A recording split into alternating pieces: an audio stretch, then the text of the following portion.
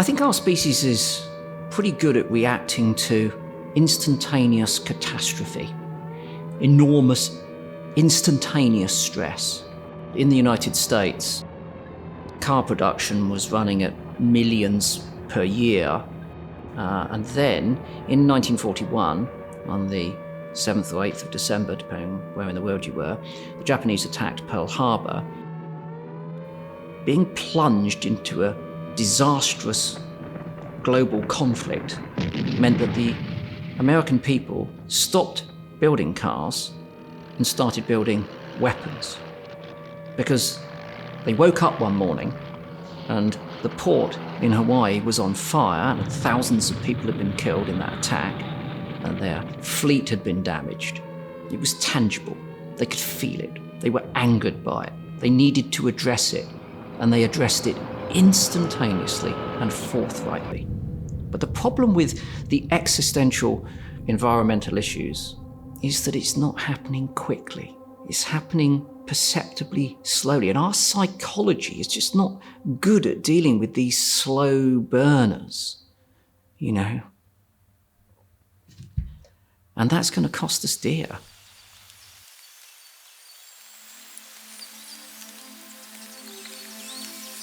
My name is Sofia Pineda Ochoa. I was born in Guadalajara, Mexico, about 4 decades ago. My father used to work selling shoes. My mother used to work selling vacuum cleaners, and they both worked very hard to make ends meet. I used to tell people that we Mexicans were like the best in the world at surviving. That like if you took somebody from London and dropped them in the middle of Mexico, you know, like, oh, they may or may not survive. But if you take a Mexican and put them in the middle of London, you know, we'll survive no problem because we're so amazing at surviving. We're the best. But then I did medical school and my specialty training was almost exclusively in the brain, the human brain, and human behavior. And I realized that actually everyone is pretty good at surviving, like not just Mexicans. Everyone has this survival instinct very hardwired in our brain.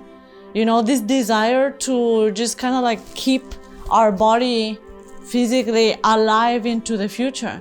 When I finished medical school, I started taking an interest in a topic that had nothing to do with medicine, but does have to do with survival, which is the environment. And I ended up starting a YouTube channel about that. Just kind of like doing some very basic videos to help raise awareness of the stuff that I was reading. There is a major crisis that's affecting all of the wild animals around the world.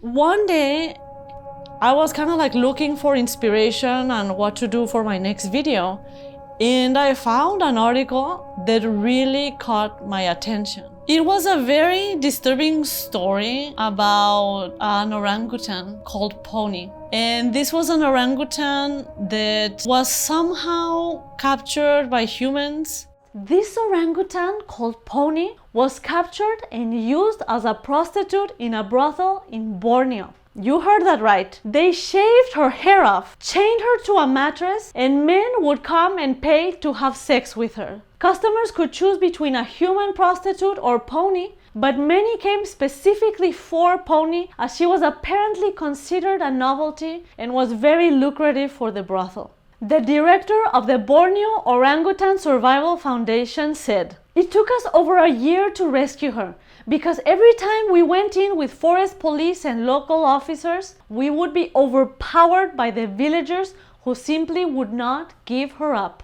They would threaten us with guns and knives with poison on them. In the end, it took 35 policemen armed with AK-47s and other weaponry going in there and demanding they hand over Pony." So obviously, you know, incredibly disturbing story on many levels. But one thing that shocked me as very confusing, like when I first heard about this, was like, why was this orangutan even there in the first place? Like, what was she doing in a brothel in Borneo? And I very quickly came across information that shed light on this. And I realized that a lot of orangutans in this area end up kind of like in these like backyard boxes and backyard cages. These just kind of like pets or whatever. They just have them as amusement or whatever.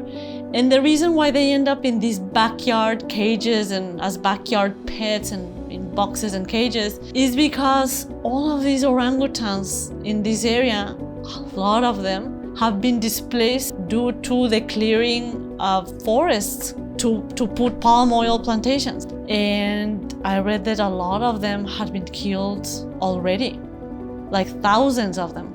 A lot of them are actually just burned to death as they set these things on fire to clear the land to plant palm oil plantations.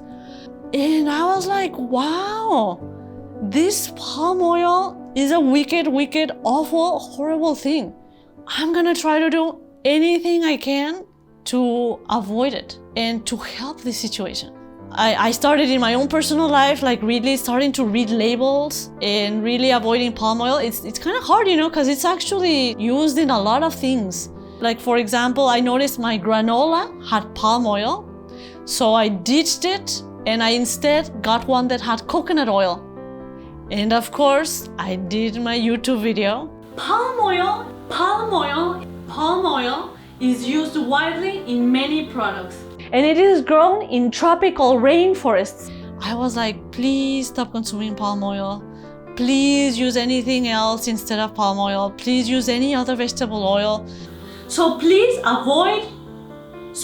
don't consume items with palm oil. So we really need to avoid consuming things with palm oil. So please don't consume items with palm oil. But shortly after I released that video, I came across an article from the World Wildlife Fund that really kind of like rattled and confused me. This report, you know, and by the World Wildlife Fund, who's an organization who, you know, they try to protect wildlife. I was reading from them that palm oil is actually an incredibly efficient oil crop that uses less area than all of the other equivalent vegetable oil crops.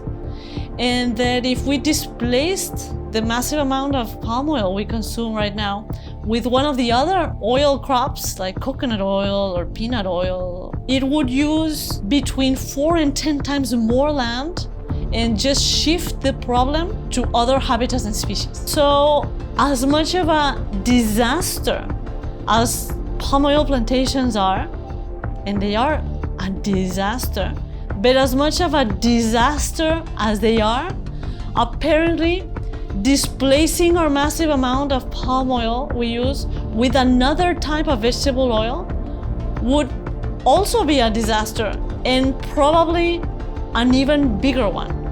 So to my big surprise, the issue with palm oil is not really the palm oil itself, but more so just kind of like the sheer amount of it, the massive like collective amount that we're now using.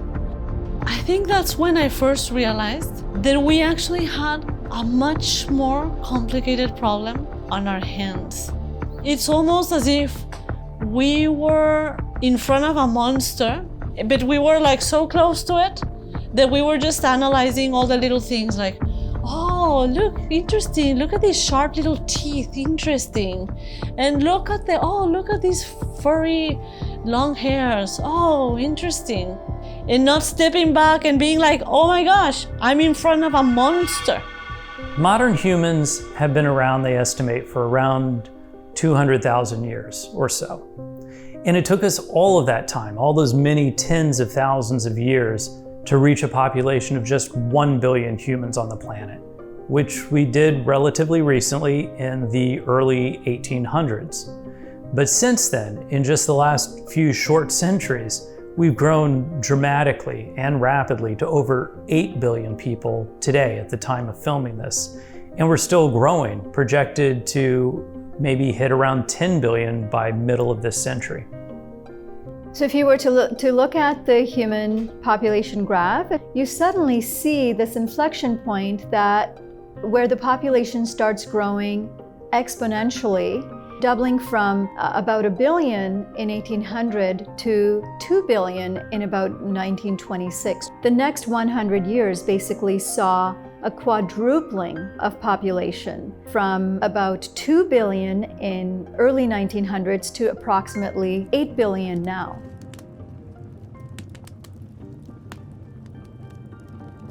We've been around for 200 or 250,000 years, anatomically modern humans.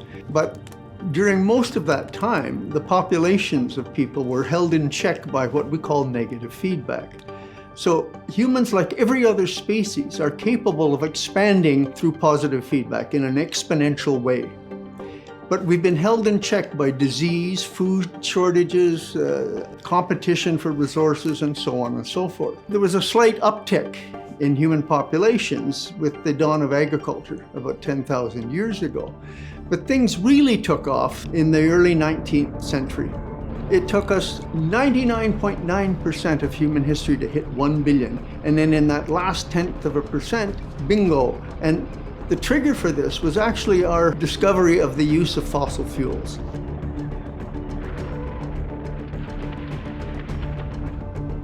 Fossil fuel provided for the first time in human history the capacity to produce almost unbelievable supplies of food and other resources needed to grow the human enterprise. So although we've always had the potential for exponential growth, it never occurred because of the negative feedback. Fossil fuel and modern technology reduced the negative feedback. We got enough food, we got enough resources of all kinds. We began to control disease and so on. So suddenly, literally suddenly, the human population exploded. It's not that women suddenly started having more children in the 19th and the 20th centuries. It's more that fewer children were dying as a result of better medical advances.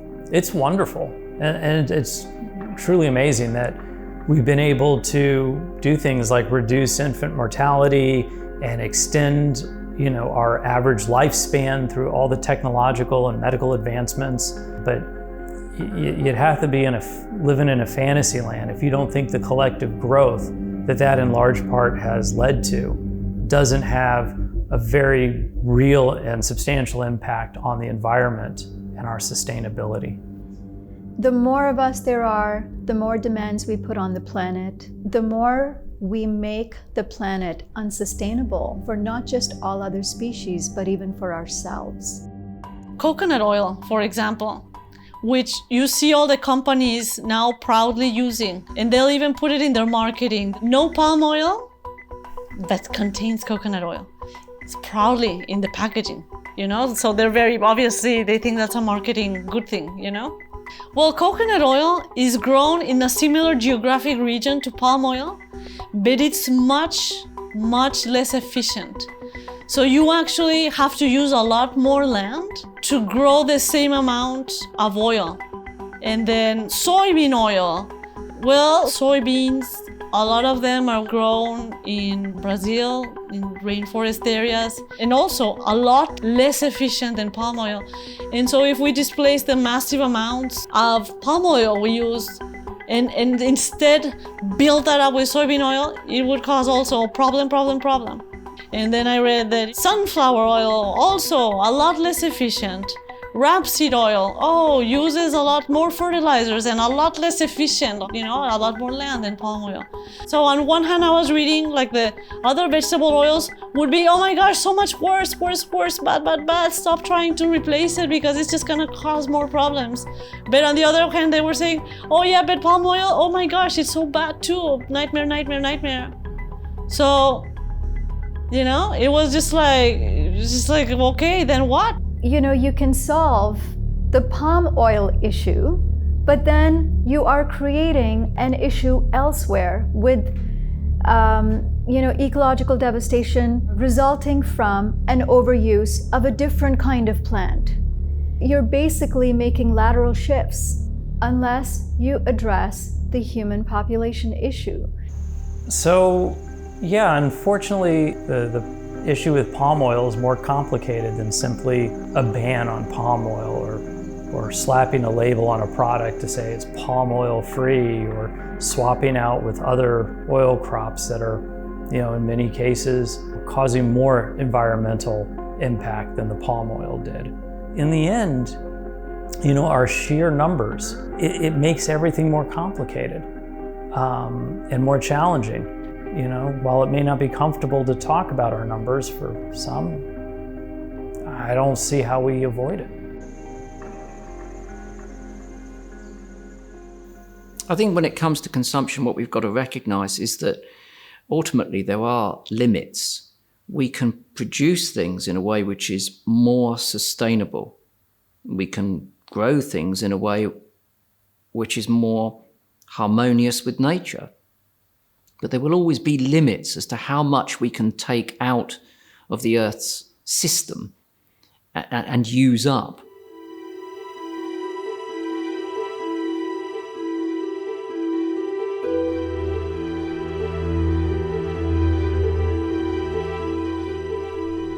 A few years after I moved to the United States, I was living on the island of Galveston, which is a little nice island that's like right next to Houston, to the city of Houston.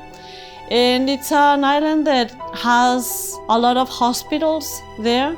And that's why I was living there, because I was working in one of the hospitals. The island connects to the mainland with a big bridge, a big, nice bridge that you drive over. One day, I had spent the entire day in Houston, and when I was driving back home to Galveston, I drove over the bridge and I had my windows rolled down. And the moment that my car got into the island, I was hit with this kind of like, this putrid, like disgusting smell that came into the car. And I was like, what is this disgusting thing? And when I got home and I looked at the news, because clearly there was something wrong at the island, like the entire island smelled disgusting, smelled putrid. When I got home and I looked at what was happening, it turns out that like thousands of dead fish had washed up on the shore. And that's why the island smelled so putrid. And I learned that this was something that happens relatively regularly in this region in general.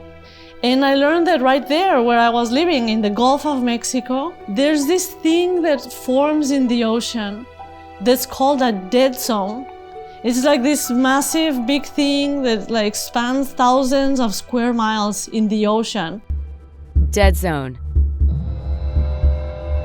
No, we're not talking about a scary movie, but dead zone is the common term for what's happening in the Gulf of Mexico, and it is a little frightening. A dead zone, or hypoxic zone, is an area of low oxygen that can harm fish and marine life near the bottom of the sea. Yikes!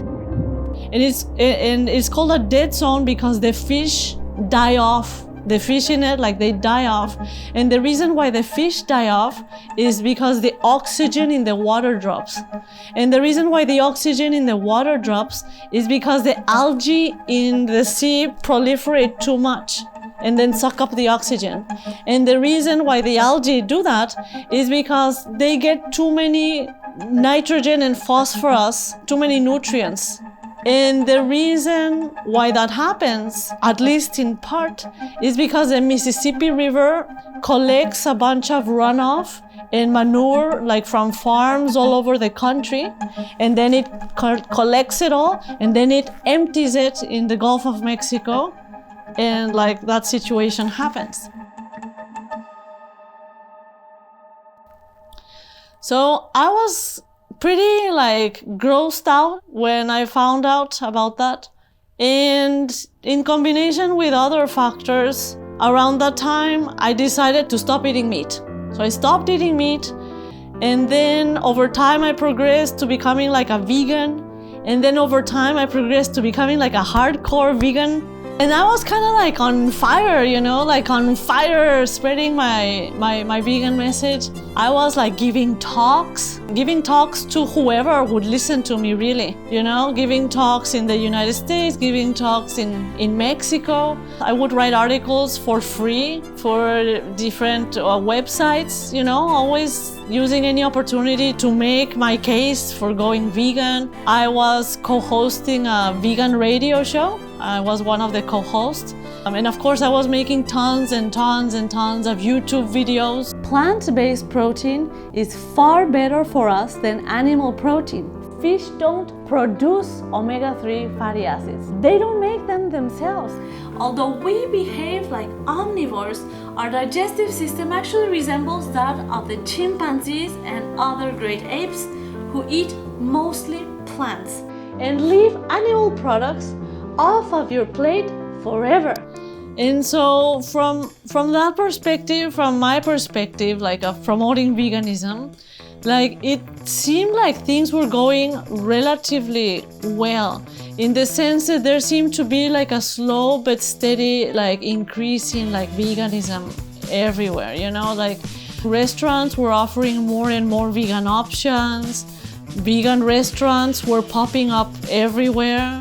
My social media feed seemed to be covered with posts about how like the world was going vegan, and all these posts about how now some company was now offering vegan ice cream and how some other restaurant chain was now offering vegan burgers. I was seeing tons of influencers and celebrities and athletes popping up, like a bunch of athlete champions coming out as vegan. One of the biggest steps that I took was going vegan. I really did not envision just how great it would be. And the numbers said it too. It wasn't just like an appearance, like I found an article from Forbes that said that people who identified as vegans had increased by 600% in just 3 years. So the bottom line was like, yeah, from what I was seeing, veganism was like increasing in leaps and bounds, and the future was looking very bright for animals, because of that.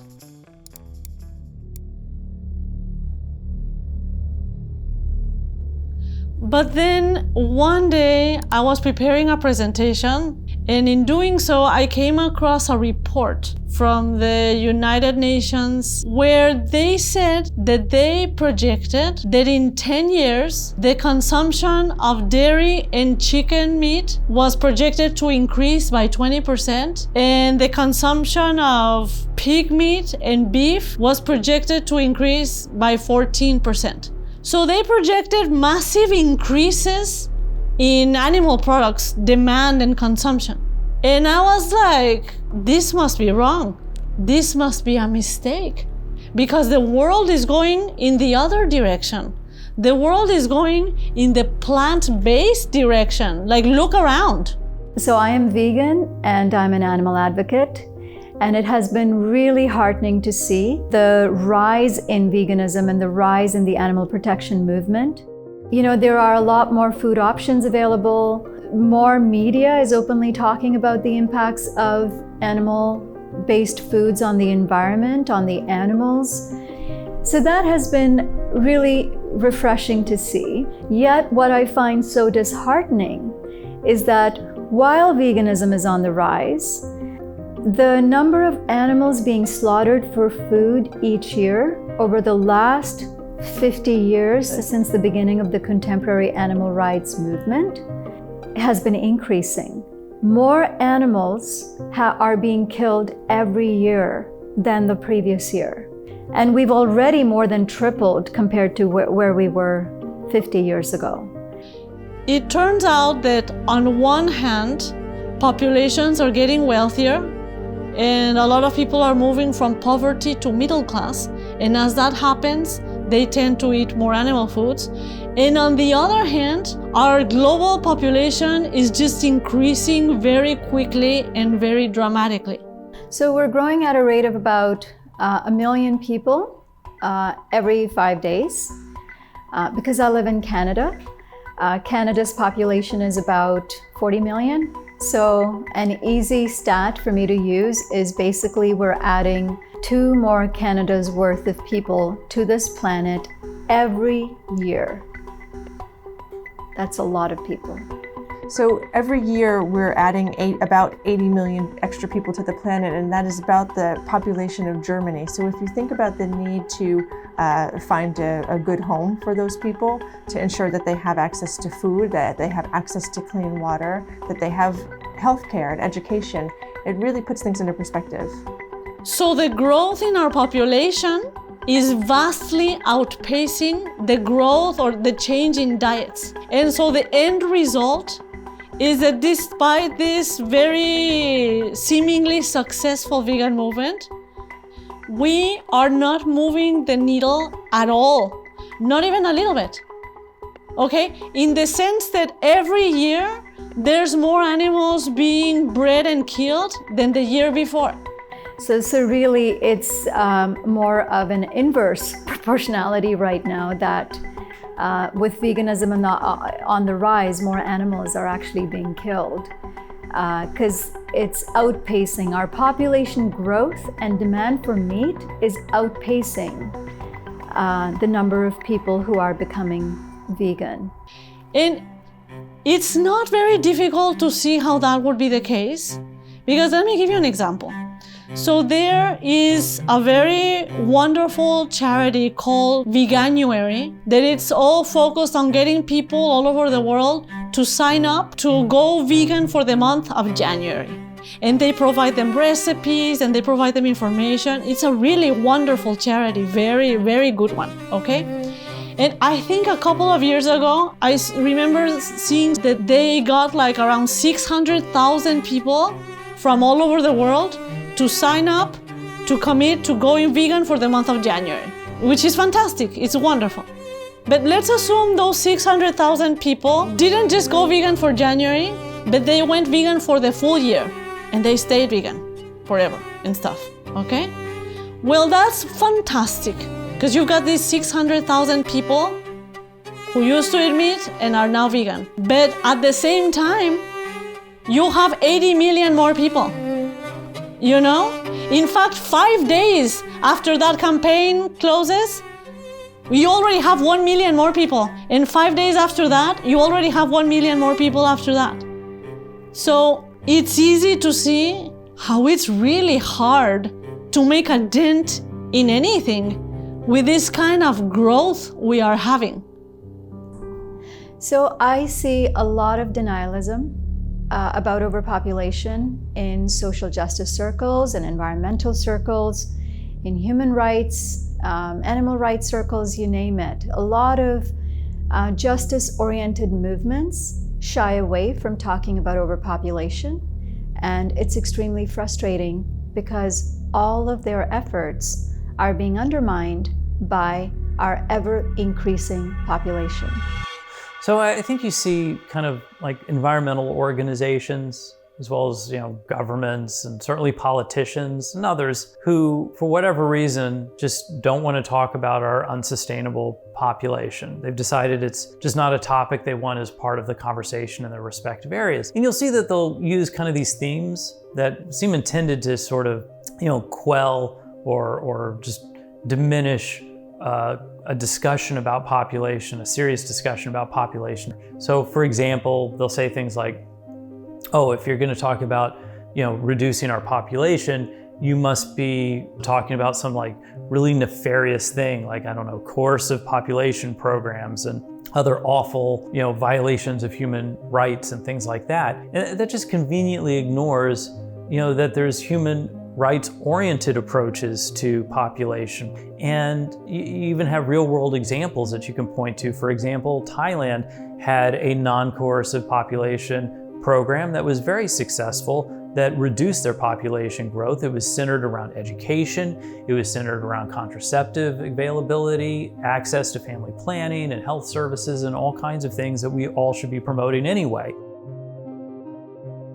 But you also see, they'll say, oh, if you're going to talk about population, you must be just blaming the poor, and that just conveniently ignores the fact that wealthy countries and The population in wealthy countries has an enormous impact on the environment. Every additional child in a wealthier country, has a disproportionately much larger ecological footprint compared to an additional child in a poorer country. So it's a global issue, and it has to be addressed in wealthier countries every bit as much as anywhere else. Well, there are a few reasons why people are afraid to talk about population, but I think at the heart of it, because there have been some coercive population programs and policies, people are afraid that if they make these links between population and the environment, that it's suggesting that we have to control the population, that there has to be some external force. But good population policies and programs respect what couples want, and they're about giving women and men what they want and not telling people what to do. And so I think the message has to be out there that it's okay to be, yes, there is a relationship between population and the environment. There is a relationship between population and sustainable development. However, we know what can work to slow population growth, and it's about respecting women and men and giving them options. When you think about the conversations and discussions that should be a part of the dialogue and aren't, but at the same time, you see things like meat consumption just, going through the roof. Notwithstanding the rise in popularity of veganism or people even just reducing their meat consumption and things like that, you still see globally the amount of meat being consumed, the number of animals being slaughtered, all of that keeps going up and up and up. Globally, we were consuming 71 million tons of meat back in 1961. Well, today, it's more than 350 million tons of meat that we're consuming globally. That's more than 5 times more than it was just in 1961, and is projected to continue growing to around 500 million tons of meat consumed by mid-century, by 2050. And so I think it really hammers home the need to have population as part of the conversation, as well as just generally being realistic and stepping back and looking at the big picture, so that we can understand these problems and hopefully be able to address them and change effectively. One of the problems we've got at the moment is that we've invested a lot, and we believe that we are reliant upon the NGOs, the non-government organisations, essentially sometimes the charities, the campaigning organisations of yesteryear. But a lot of those bodies are not up for the fight. A lot of those bodies won't even admit that what they've been doing hasn't been enough, because they've been telling us for a long time that we're in deep trouble, but they've done nothing about it. And if they've tried, they haven't achieved it, because they haven't been trying hard enough. They haven't been using the right methodology. They haven't reviewed their methodology. They've carried on with the same methods that haven't worked. And they've got flabby, and they've got lazy, and they've lost their edge. They're terrified of stepping out of line. They're terrified of getting criticism. They've integrated themselves with all the wrong bedfellows. They're sleeping sometimes with the enemy. And when it comes to significant issues, such as biodiversity loss and how we address that, human population growth and how we address that, and the continued reliance on fossil fuels, they are simply not taking the fight.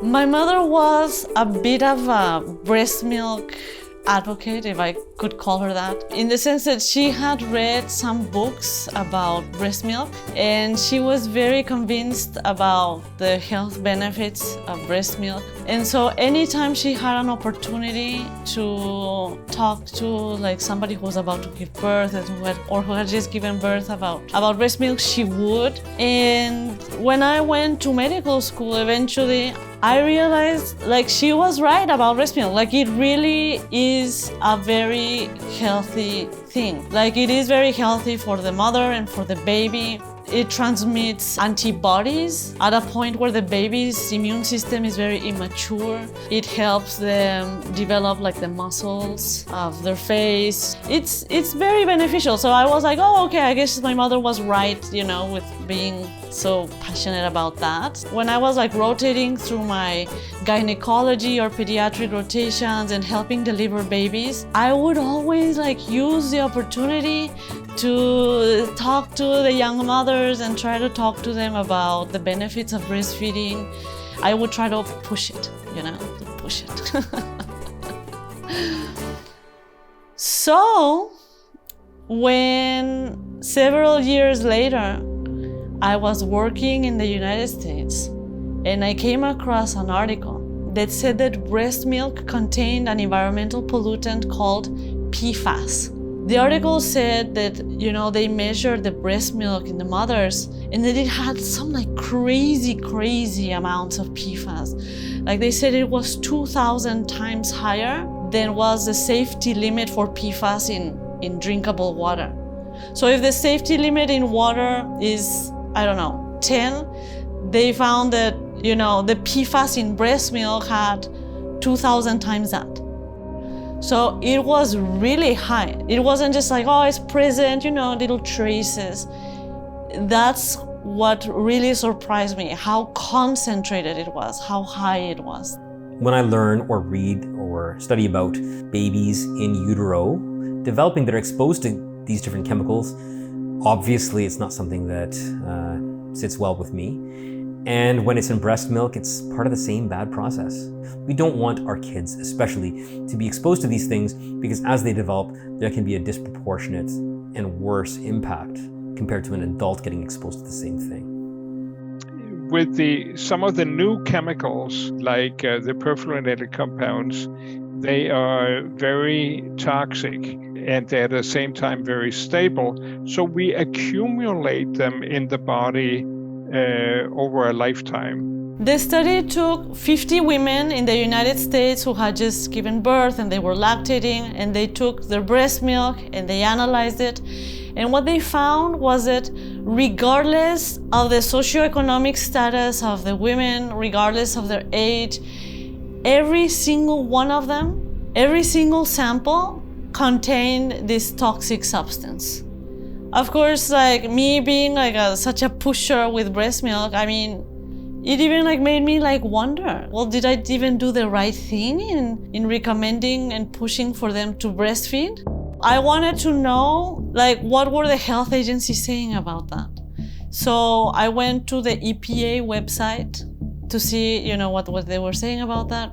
They had a very carefully worded statement that said something like, oh, based on our current understanding, this is what we current as today understand, and based on what we know today, it appears that the benefits of breast milk outweigh the problems and risks from getting these toxic things into babies. So that's what it appears like right now, but scientists are still doing research, and to weigh the risks and benefits, consult your own doctor. So I was like, I went to Harvard School of Public Health's website to see what more information I could find. And I found that one of their faculty members was a researcher who has published extensive amount of information and papers about PFAS. So I contacted him. First of all, I don't want to butcher your name. Is it Dr. Grandjean? Am I pronouncing Grandjean? Yeah, I'm a quarter French, so it's Grandjean. Grandjean, okay. And Philippe, stress the second syllable, not Philip, but Philippe. Philippe yeah. Grandjean, okay. Yeah. Okay, that's perfect. My hope was that he was gonna kind of like dismiss that concern and just tell me that it was actually super safe and there was no concern about PFAS in breast milk. That was my hope.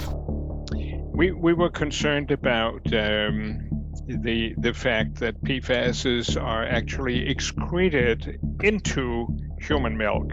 So we compared the concentration of the PFASs in the child's blood at age 18 months.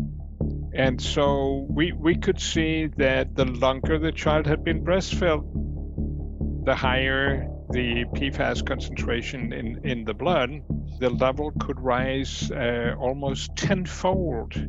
And so it was very clear that at that very important life stage, during early development, where the infant is very, very vulnerable, the human milk was actually contributing very substantially.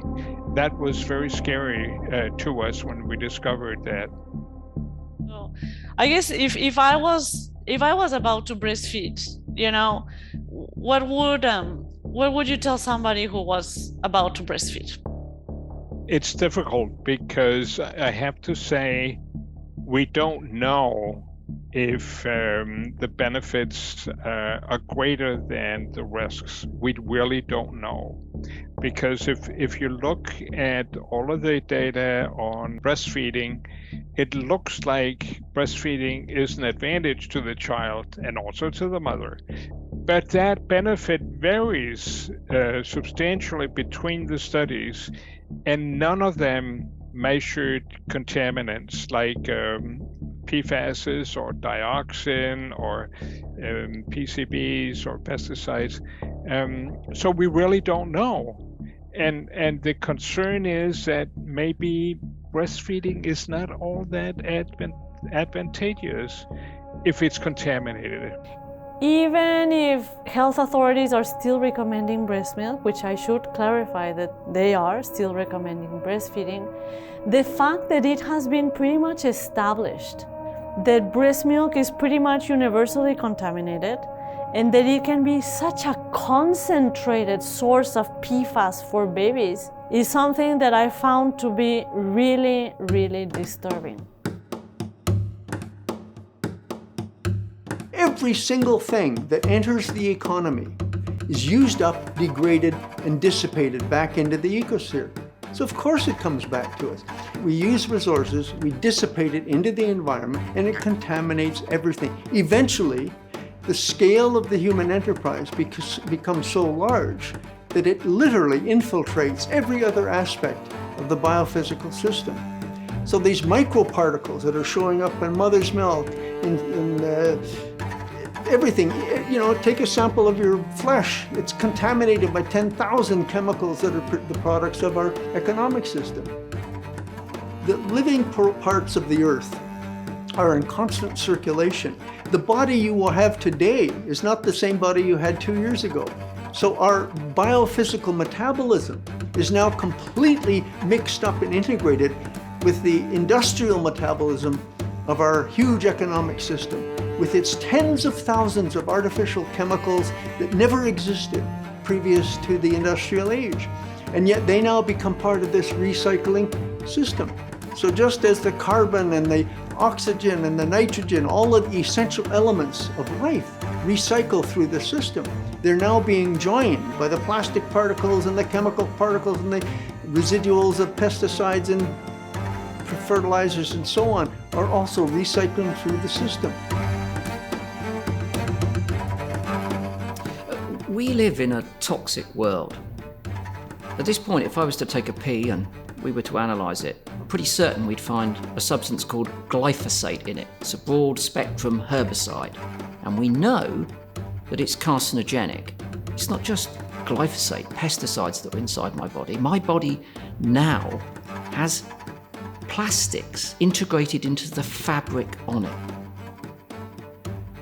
We know that breast milk can be contaminated. And this week I learned that during a routine heart operation, samples had been taken and they discovered microplastics in heart muscle. We don't yet know what damage this is doing us as a species, or, equally as importantly, all of the other species on the planet. And until we can fully understand that, then surely the precautionary principle, best practice would be to not pollute the planet with all of these toxins.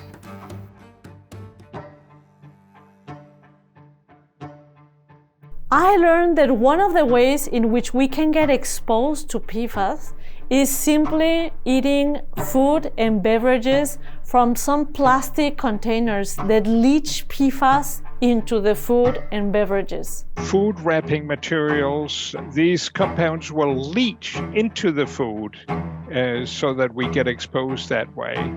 Everybody knows that plastic is an environmental nightmare. Everybody knows that. But I started to realize that there were more layers to this plastic nightmare that I wasn't aware of. For example, the fact that even table salt is now filled with microplastics, or the fact that my beloved yoga pants, which I wear every day like a uniform, turns out that every time I wash my yoga pants, there's like thousands and thousands of microplastics that are shed into the water every time I wash my yoga pants. The clothes that we wear are largely plastic. We use nylon, we use polyester, we use other synthetic materials, acrylics, etc., that are essentially plastics. They're different types of plastic polymers that end up in the environment in terms of clothes that we discard, but also the fibers that come out of the clothes when we wash them too. So there's fibers from our clothes that we wash, it goes into the washing machine, goes into the rivers, and eventually goes to lakes and oceans. That causes all kinds of environmental impact.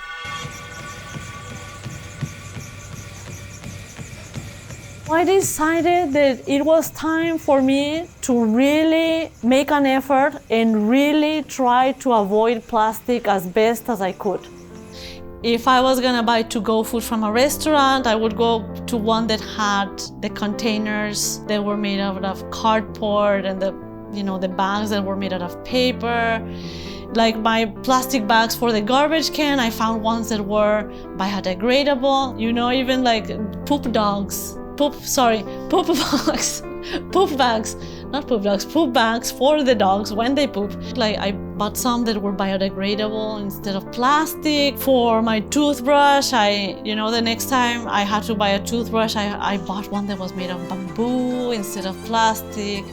For my floss, I bought one that was like wrapped in glass instead of plastic. When I had to buy a comb for my hair, I bought one that was made out of wood instead of plastic.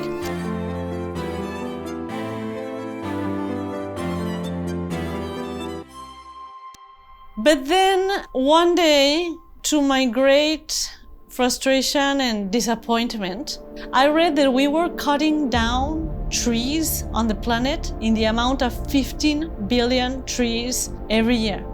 So 15 billion trees, it's hard to picture that. But that amount per minute equates more than 28,000 trees every single minute. And a lot of that is going towards packaging, like the things that I was consuming, like the things that everybody's consuming, like all of these paper packagings, all of these paper bags and so on. So, if you think that's a lot of trees, like 28,000 trees per minute is what we're cutting. And even the simple things that we need, for example, like toilet paper. I went to the United States Library of Congress online, and I found a public document there that showed that we were using more than 36 billion rolls of toilet paper per year, which equates to the pulp of more than 40,000 trees every day. The pulp of 40,000 trees every day flushed down the toilet just for us to wipe ourselves. The boreal forest is the huge swath of northern temperate, mostly coniferous forest that occupies the northern middle part of Canada, also of Russia, and through Asia. It's bigger than the tropical rainforest. More carbon, it's an incredibly rich resource. But it's the source of toilet paper, as well as newsprint and building supplies and so on and so forth. So we are overexploiting those forests. Yes, plastic bottles. Right, get away from plastic bottles. Why don't we put everything in glass bottles instead? Well, yeah, but on the other hand, it takes a lot of energy to process glass. Also because glass is quite a heavy material. You're using more fuel for the trucks and so on to move your fizzy water or orange juice or whatever around in glass bottles. get rid of all the plastic bags, use a cotton bag instead. But then the amount of resources argued to produce a cotton bag compared to a plastic bag are very significant, like 1,000 or more times as much. Obviously, you can use I've had a cotton bag, I've been using it for about 15 years. So maybe if you use it for long enough, it does work out okay. When you start talking about resources, all these different components are tied together, and untangling one thread begins to unravel the rest of it. It's quite fascinating, but it certainly shows us that it's not it's not a simple solution. It's described, problems like this are described as being a wicked problem. Wicked, not in evil, but it means that a problem that is resistant to resolution. There are over 400 million tons of plastic produced now per year, okay? An enormous amount of plastic. I did a little bit of kind of like a back of the envelope calculation. Like if we're producing 400 million tons of plastic per year, how do you visualize that? That's such a large amount. Well, it turns out if all of that plastic that we produce, the 400 million tons per year, were used just to make plastic bottles, and you put those bottles end to end in a line, you would be able to have a line of bottles long enough to go around the entire planet about 198,000 times. So think about that. We are producing every year an amount of plastic that, if turned into plastic bottles, would go around the planet almost 200,000 times. The planet's, it's a big planet. It kind of helps you visualize just how obscenely enormous the scale of our plastic use and our plastic production is. And now if you think about, like, instead of using plastic, using something else, that would be an advantage because it's biodegradable, like bamboo or jicama or whatever. Those other materials, they may have advantages in that they're biodegradable, but they still have to be produced. They still take land, they still take water to grow, jicama, or to grow bamboo, or, and process it and produce it and everything else. We may get a benefit in some areas, but we're still going to have an environmental problem because it's the scale of it. I just think it's going to be hard to produce that much of anything without having some, significant negative impact on the environment. But just to do a sort of simple sum, you can work out that maybe you'll get a couple of tons or so of polylactic acid per hectare. Well, to make that 400 million tons, you'd need something like 11% of the Earth's arable land. So you would be competing between using the land to grow food crops and producing plastics from those crops. Say you're going to replace plastic with something that's, more natural and degradable, like rubber.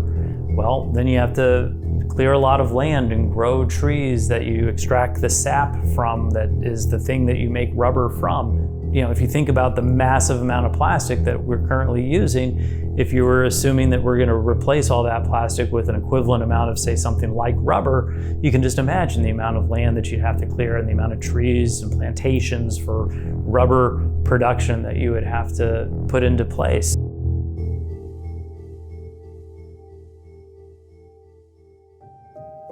But yet, even if biodegradable materials, like wooden things, like toilet paper, like paper packagings, are causing such a severe deforestation and problems, that doesn't make plastic any better. That doesn't make it any less of an epic global disaster. Like, the problems of plastic are still horrible, toxifying us with chemicals that can even increase our risk of cancer, having even salt now be polluted by microplastics, choking the animals in the ocean. In my own experience, I've seen seals with, the things that they use for six-packs, for beer six-packs, that they're entangled in those. Maybe it was half broken, and they got in and they start getting fat, and plastic continues to stretch, and you have like this crazy laceration, And obviously at a point that's gonna kill them. but it's also the suffering that goes with that. It's a painful death. Same thing applies for a bird that continues to eat plastic. As they eat it, and because they cannot digest it, it starts to fill up the stomach. So the stomach continues to expand in size, but it's not filling them up, and it's painful, and eventually they die from starvation, or maybe they get punctured by one of the plastics. So it's a terrible death. Turtles are more prone, at least in my knowledge, than other species because of their diet. Turtles, they eat a lot of jellyfish, and plastic bags in the ocean, they do look like jellyfish.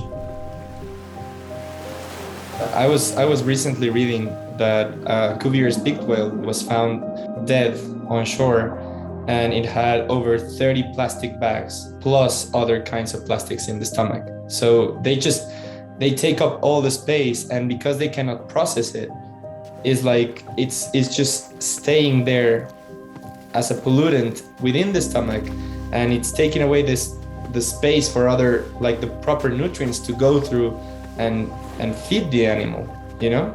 So it eventually just takes up all the space, and they just die.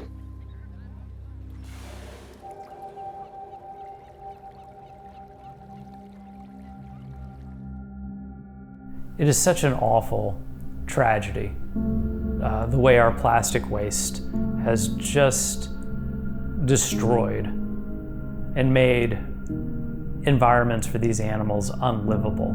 You know, the way that there's just so much of it that they can't even avoid not eating it, not getting tangled in it. It's just horrific. And, you know, by the way, if you think that, you know, just because, say, you're recycling your plastic, that is not ending up in these animals' stomachs, that's not ending up out in the environment causing all these problems, well, you'd be wrong. I mean, a lot of people, they just don't realize this, but most plastic, it can only be recycled like 2 or 3 times, and then it degrades, and then it becomes waste, garbage, just like any other plastic that wasn't recycled. I mean, it is delayed because you're, you know, doing the right thing. You're recycling, it gets reused a few times as much as it can, but it ultimately winds up in the same place. You know, your plastic, even if recycled, winds up in the environment, winds up in these animals' stomachs, winds up contributing to this tragedy, you know, all the same. It ultimately all becomes trash.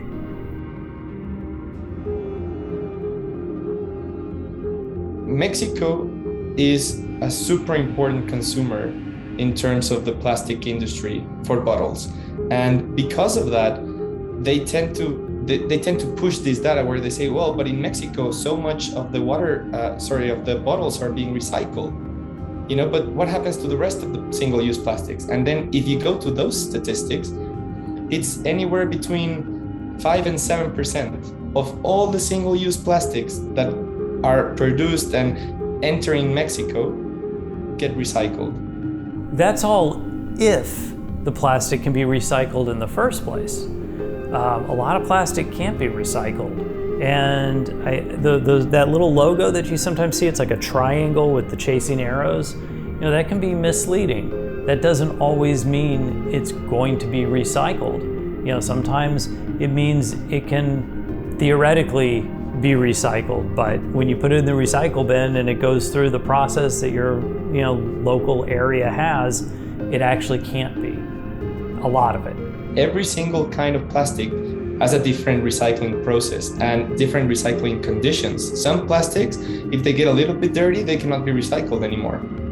PET is one of the plastics that always gets in the news. It's like, we're recycling PET. But here's a funny thing. When you buy a bottle, like a soda bottle, it has 3 different types of plastic. Like the lid's one, the envelope is one, and then the bottle's a different one. And they're only focusing on the bottle. What happens to the other 2? Another thing people, you know, don't always realize is that when you recycle, you're often injecting virgin new materials into the process so that they're kind of bolstering the strength of the recycled materials. And so you're still using, you know, more resources as you recycle, maybe less than if you're creating a whole new thing, but it's not a free ride. I mean, there's still an impact to that. And even aside from that, it uses energy, it uses water. For example, recycling paper will often use chemicals to remove the ink from the paper that's being recycled. Those chemicals used to remove the ink can be, pretty nasty chemicals that can get into the water and create other problems with pollution and things like that.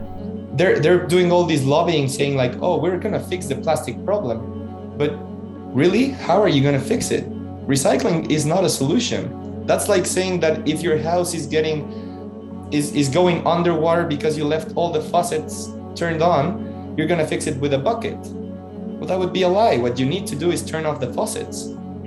I don't want to give the wrong impression. All things equal, it is better to recycle something that can be recycled than to just throw it away. So I don't want to discourage recycling where it's available and where the option is throwing something away or recycling it. It's always a better option to recycle, but I think it gives people a false sense of comfort that recycling is a solution to these problems when it's just not. That's why I don't like the recycling movement, because most of it focuses on, oh no, surely if we recycle, it's gonna be okay.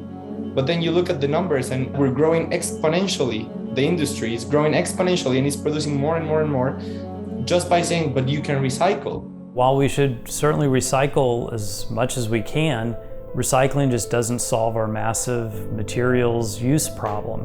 There's other contributing factors to our materials and consumption problem, not the least of which is just, our economic system that prioritizes, profit and growth over all else, which, translates into, how many of something can you produce and sell, and, that just drives consumption and drives more and more use. So, there's a lot of contributing factors, but, even if we all decided to consume less and stopped, over consuming on an individual basis.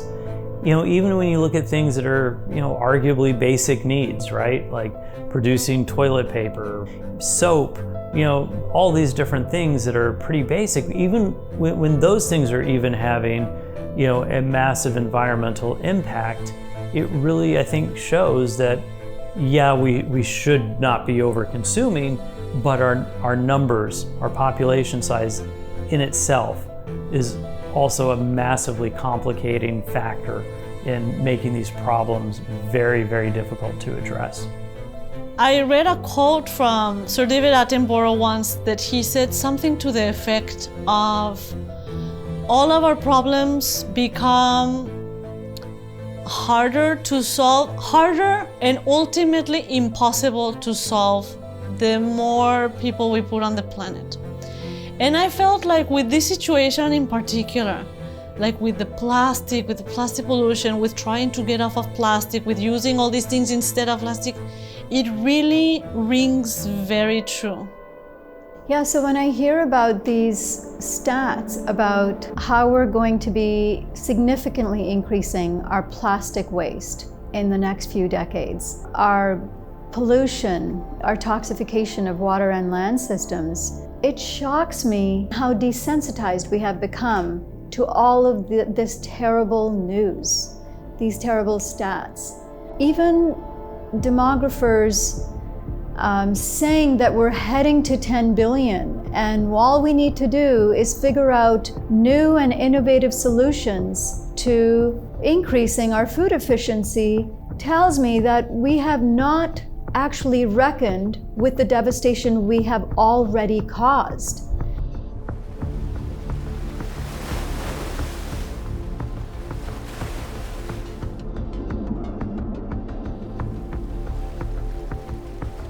As a human rights activist, as an animal protection advocate, as an environmentalist, I seriously believe that whatever cause it is that you're fighting for, whether it's reproductive rights, whether it's human rights, whether it's animal rights, whether it's the rights, of nature, unless we're discussing and addressing the overpopulation issue simultaneously, I feel like all of those efforts are, downstream efforts.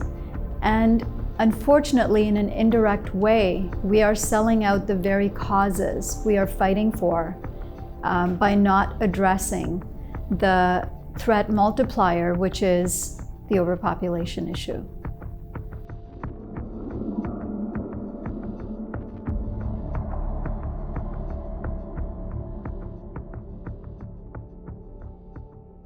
So I was born in 1961, and during that time, the global population has doubled. I see that here in the UK, simply moving around. Things are a lot more congested than I remember them being. Obviously, the UK population has grown too. And what's interesting is I was speaking to David Attenborough a little while ago, and I told him that stat, and he said, well, in my lifetime, it's trebled. In his lifetime, the population has trebled, and the impact of that, as he described it to me, is just phenomenal. There were places that he went to as a younger man that were remote and almost completely unpopulated. And of course, the diversity of life was greater, and the density of life was greater because there were less humans tearing down those habitats for agriculture to necessarily produce food. I do have an enormous admiration for humanity, but at the same time, rather like David, I just wonder how much humanity we can have before it starts to really impact negatively. I think probably we've reached that point. Population is always the great elephant in the room. No one, it seems, really wants to talk about it. But when you look at it in simplistic terms, if you can strip away any vile thoughts about race, religion, the apparent, but non-existent differences between us as an organism, as a human organism, then it's blatantly obvious that you simply cannot have more humans on the planet than there are resources to support them. That's it. Same for any species, not just ours.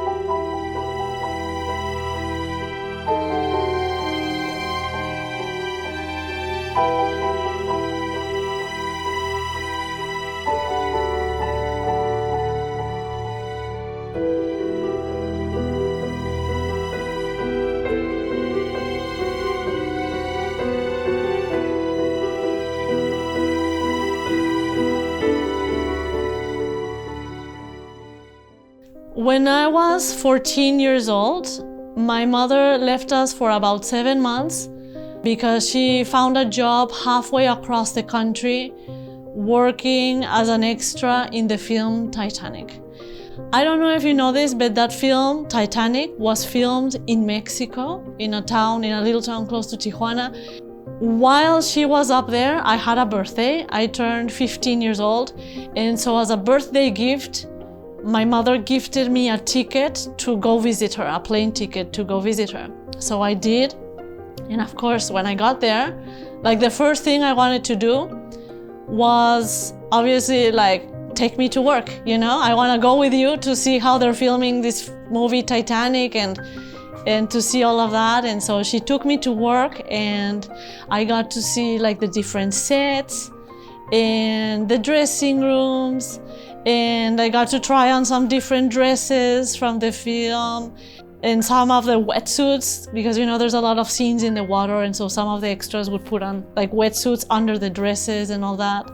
So it was all good fun and everything, But the highlight of my visit, by far, was the fact that I got to get a glimpse of a certain individual who appears in the film. He was with two other people about to get in an elevator. He was waiting for the elevator, and then, the elevator came and he was gone. But still, I was like, oh my gosh, I got to see Leonardo DiCaprio, how exciting. So years later, when social media got started, I started following Leonardo DiCaprio. And it was through following his work that I became more aware of the seriousness of the climate crisis, and that I kind of understood it better. It's not like I was in denial, but the simplicity of it. The whole thing about emissions go in the air, the emissions retain heat, that changes the atmosphere. That whole concept became clear to me thanks to following him and his work.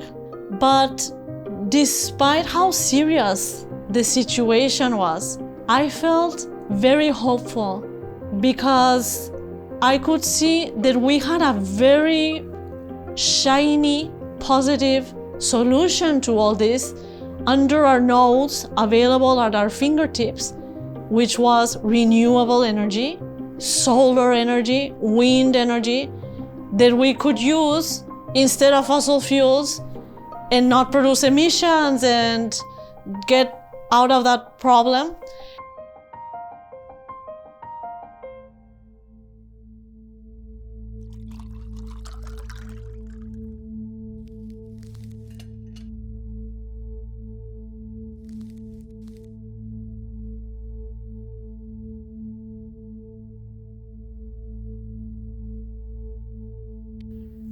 Because I am from Mexico, but I don't live there right now, I follow all of the news of Mexico. I follow a lot of the journalists and the podcasters and the news networks and all of that from Mexico. And one day I was looking at the news and they were talking about how Mexico had this massive environmental disaster, this massive mining disaster, which they described as the largest one in the history of Mexico, where millions and millions of gallons of some toxic byproduct of a mine had been leaked into the water of Mexico. Millions of gallons, okay? I think they said it was more than 10 million gallons of this super poisonous thing called copper sulfate. And there were all these health ramifications and environmental ramifications and all of these problems because of this massive spill. And I saw that the mine where this spill happened was a copper mine.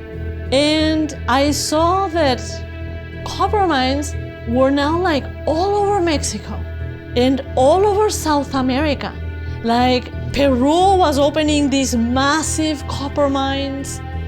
Chile, especially in Chile, there were now these gigantic copper mines that are so large that you can almost see them from space, these massive, massive copper mines. And I saw that there were all these new copper mines projected to be opened. And that there were all these projects lined up, these multi-million-dollar projects lined up to open up even more copper mines in South America, in Argentina, and other places, to get more copper, to open up more copper mines, because apparently copper is really, really good at energy conduction. And with this boom in demand for renewable energy came a boom in demand for copper. And it's they can barely keep up with it.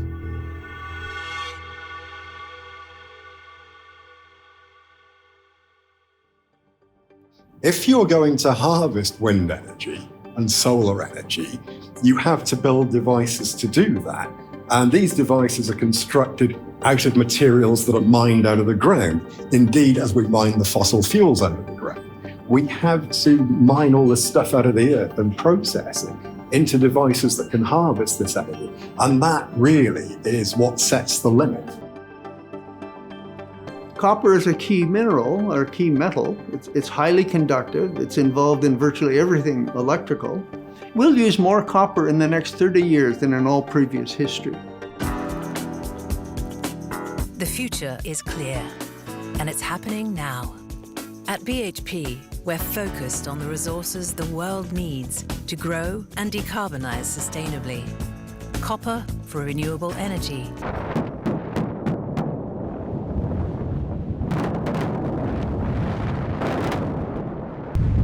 High explosives blasting another enormous hole in the bottom of this.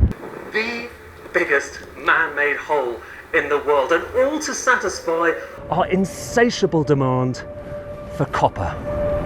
Chile has been the world's largest supplier of copper, or certainly one of the largest, but the quality of their ore is in steady decline. So to maintain the same level of production, you have to dig out more ore, which means more and more overburden. And because you have to move many tons of earth to extract even a small amount of copper, that means, well, have a look.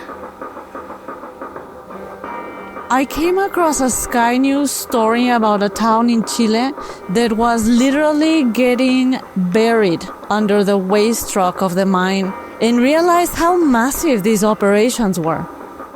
You're getting a few grams per ton of material mined.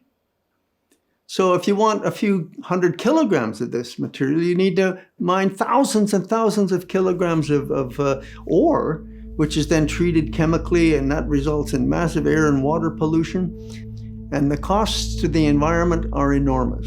And very often there are huge social costs, because mines are often in rural communities whose water supply and lands are destroyed in the mining process.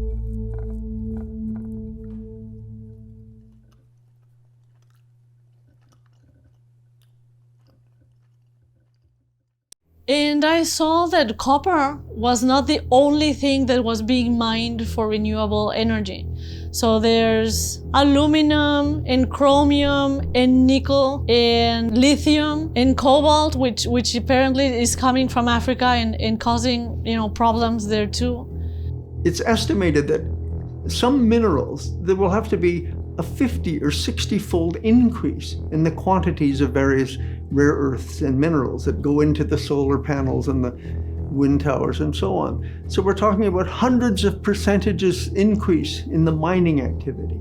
And of course, the more we mine, we go for the rich sources first, but that means that the quality of ore is declining over time. So the amount of overburden, the waste material generated in the mining process, will steadily increase as we have to go for more and more of an increasingly dilute resource. What is already apparent, even at the levels of copper, and this is true of other metallic ores, is we've picked the low-hanging fruit.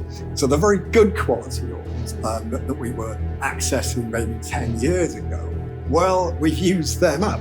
And so there is an exponential decline in the quality of metallic ore. So what that means is, say you have an ore that is 10%, say, in copper, just hypothetically speaking. So, right, 10 tons of this, you get your ton of copper, you've got 9 tons of waste effectively.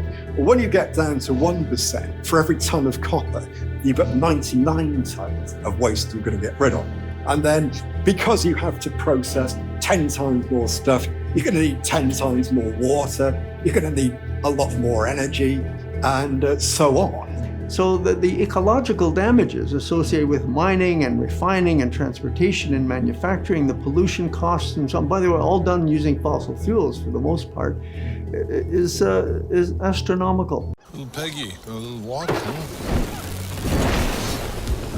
I figure you could use a little pick-me-up. All electric? All electric. The BMW iX. Electricity in its ultimate form. It might seat 5, but it moves everyone into the EV era. The Kia EV3, a moving power. transitioning to electric vehicles from gas-powered cars, it seems like a no-brainer because gas-powered cars emit, greenhouse gases and contribute to climate change, and they also contribute to pollution generally as well. And so electric vehicles, they're quieter, they have no emissions when you drive them around, so it just seems like a no-brainer. But it's a bit more challenging and a bit more complicated than just swapping them out. One, electric vehicles aren't free to the environment. They have a significant environmental impact to manufacture them, particularly the batteries.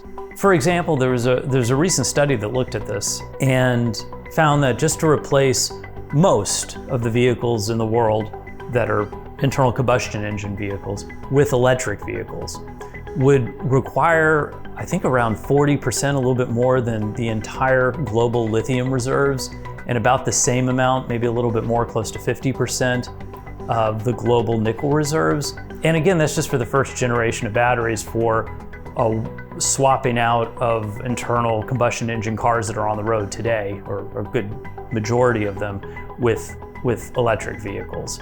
I have a Prius. It's not a full electric car, but it has a bigger battery because it's a hybrid, and it's an older one.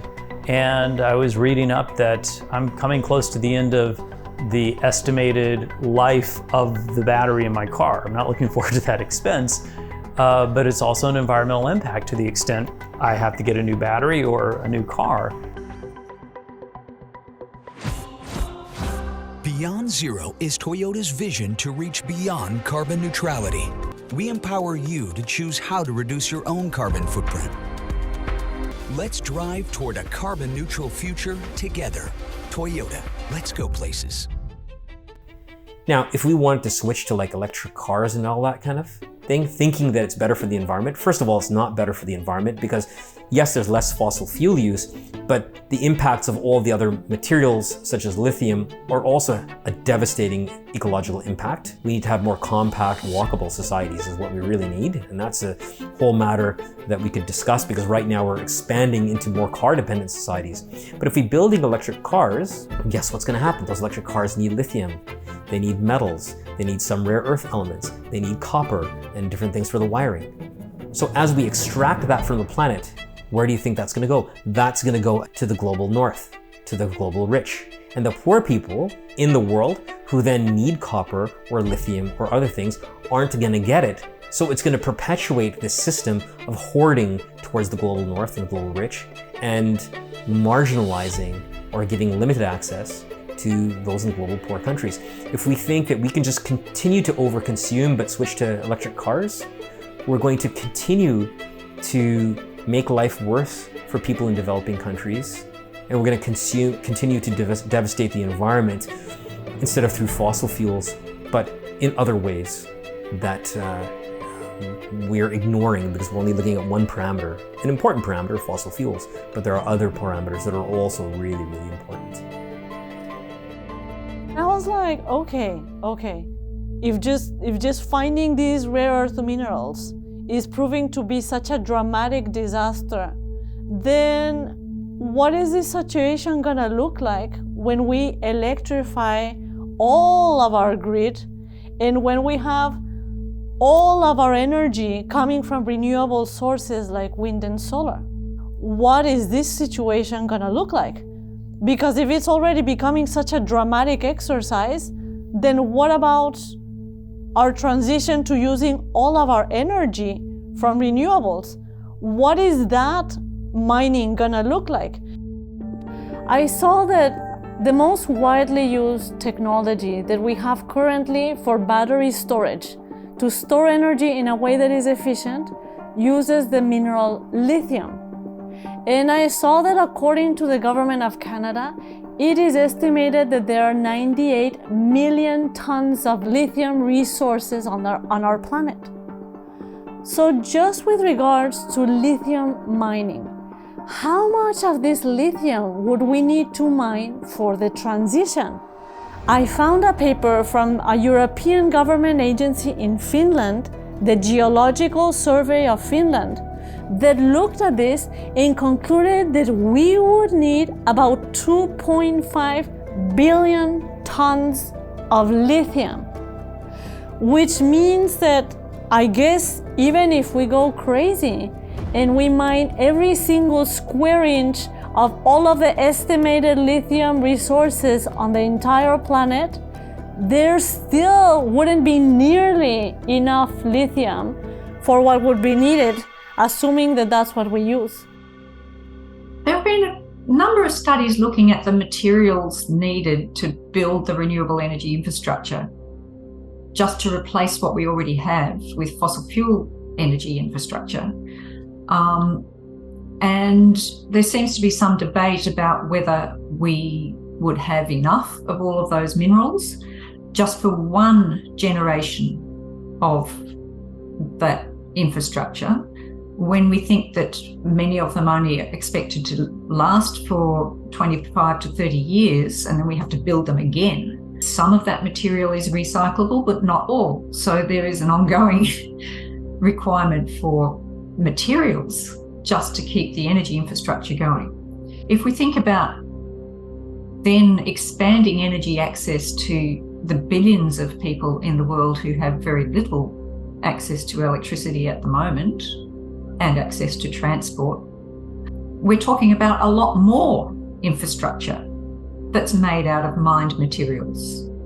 So whether we can find enough materials to do that will depend on changes in technology that we haven't achieved yet and aren't even on the horizon, to get more energy out of less materials and to make it last longer. So that's a hurdle in itself. But I did find people with more optimistic views. For example, the Energy Transitions Commission that a lot of people were citing was very optimistic. And they were releasing report after report after report that was pushing for this energy transition to occur as quickly as possible. What was this Energy Transitions Commission? Who were they? It sounded very official. When I looked them up, I saw that this commission was simply a London-based think tank that included representatives from companies like Rio Tinto, a global mining company based in London, Petronas, Shell, British Petroleum, Rothschild, HSBC, and others that seem to have a business or financial interest in seeing more of these renewable energy projects move forward and take place. Not that that in itself invalidates their work, but they also seem to be engaging in a lot of speculation in the assumptions they were making and in the technologies they were touting.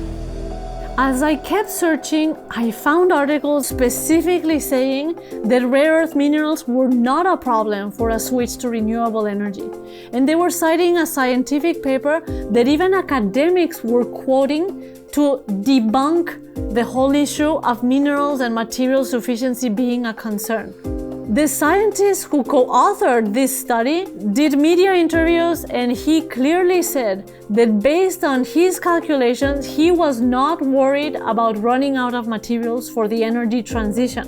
When I went on to read his paper though, I found that his study did not include in his calculations the minerals and metals and materials that we would need to build for the battery storage of an electric grid, which, as I understand it, is one of the biggest challenges and one of the biggest minerals and material intensive structures that we would need to build. But yet he didn't include that in his study. He didn't include that in his calculations. He also didn't include in his calculations the material requirements and emissions associated with fuel production, parts manufacturing, construction, fuel combustion, operations, decommissioning, and end-of-life processes. But yet I saw that despite his study not including any of these things in his calculations, his own study still found that when it comes to, for example, the mineral tellurium, which is used a lot in solar panels, his calculations still projected that we will use up about 88% of all of the global resources of tellurium on the planet by 2050 just for the structures that he did include in his study. And his study found that that huge amount of tellurium may still not even be enough for even the structures that he included in his study. So basically, this scientist is saying he's not worried about materials running out, but his own paper is saying that just in the next 3 decades alone, we'll need to mine and use up almost all of the tellurium resources on the planet. And that still may not be enough for even the narrow amount of structures that he included in his study. Gosh, what a positive scientist. What a positive man. I want to have a drink of whatever he's drinking. Because what a positive and confident interpretation of the results from this scientist who, as it turns out, works for a tech company called Stripe, which is owned by Elon Musk and other tech billionaires. The Green New Deal and the way you've described it is a very attractive proposition. Okay? Well, we've got problems, but we can solve them. You see, because we believe that human ingenuity is the real resource. Nature doesn't matter.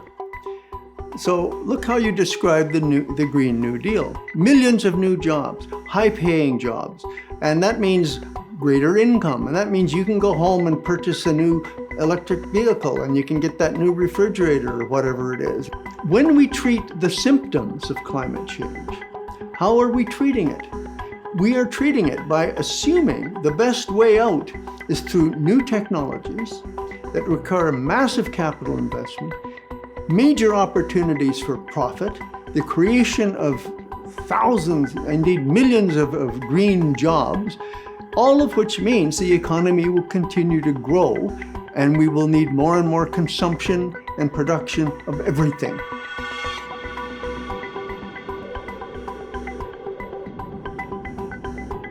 I've been very disappointed with the economics of climate change.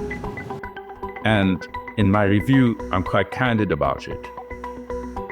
People felt I was being too hard, but I wasn't, because the way it has been framed, the economics of climate change, has been really misleading. To say that you've got these substitute products per se doesn't mean very much, because you're not costing those substitute products adequately. The price of these metals should ideally include the destruction of the Earth system caused by mining. There's the mining cost, the production cost, the quarrying cost, the land use change cost, plus the dumping cost, the consequences of the dumping. So, boy, this is, but it has to be faced. It's similar to first generation biofuels. You know, if you were going to, say, provide all the liquid fuels for the United Kingdom to get away from petroleum, we need something like, if you're going to do it in the form of bioethanol, you need about twice the UK arable land area. And if you're going to do it from biodiesel, you need about 7 times the UK arable land area. And so that would mean not growing any food crops. Scale is always an issue. This is a finite planet. Planet Earth isn't getting any bigger. The only thing getting bigger is the human enterprise. Nobody, no politician is standing up and saying, look, we've made a gross error here. We really have to reduce the total amount of energy and material consumption on Earth. Most of our economies are going to have to shrink. Most of our populations are going to have to decline so that we can live within the carrying capacity of the remaining biospheric capacity. We have a drink in Mexico that's called atole, which is a really nice and warm and satisfying, like wintry drink. And it's made with water and lots of sugar. That's why it's so good. And lots of like mashed up corn and cinnamon and a fruit. Often we use guavas. And you mix it all together and you serve it like this warm drink, atole, and it's great. But we have a saying in Mexico that says that somebody is giving you atole with the finger. So that means that instead of pouring you a cup of atole, they are just dipping their fingers in atole and just giving you atole, you know, with the fingers. So that means they're not really giving you anything, and they're just kind of like appeasing you, trying to calm you down, and kind of lying to you, misleading you. Okay, that's in the context that we use that saying in Mexico. Well, I felt like with this renewable transition situation, we are getting atole with a finger. Because if you think about it, like if you look at like kind of like the narrative that you're getting from environmental organizations, many of them, philanthropic organizations, even politicians, like the narrative is like, oh, we're just gonna, instead of using all the energy from fossil fuels, we're just gonna go crazy, and go crazy, like expanding renewable energy, and it's gonna be great for the environment.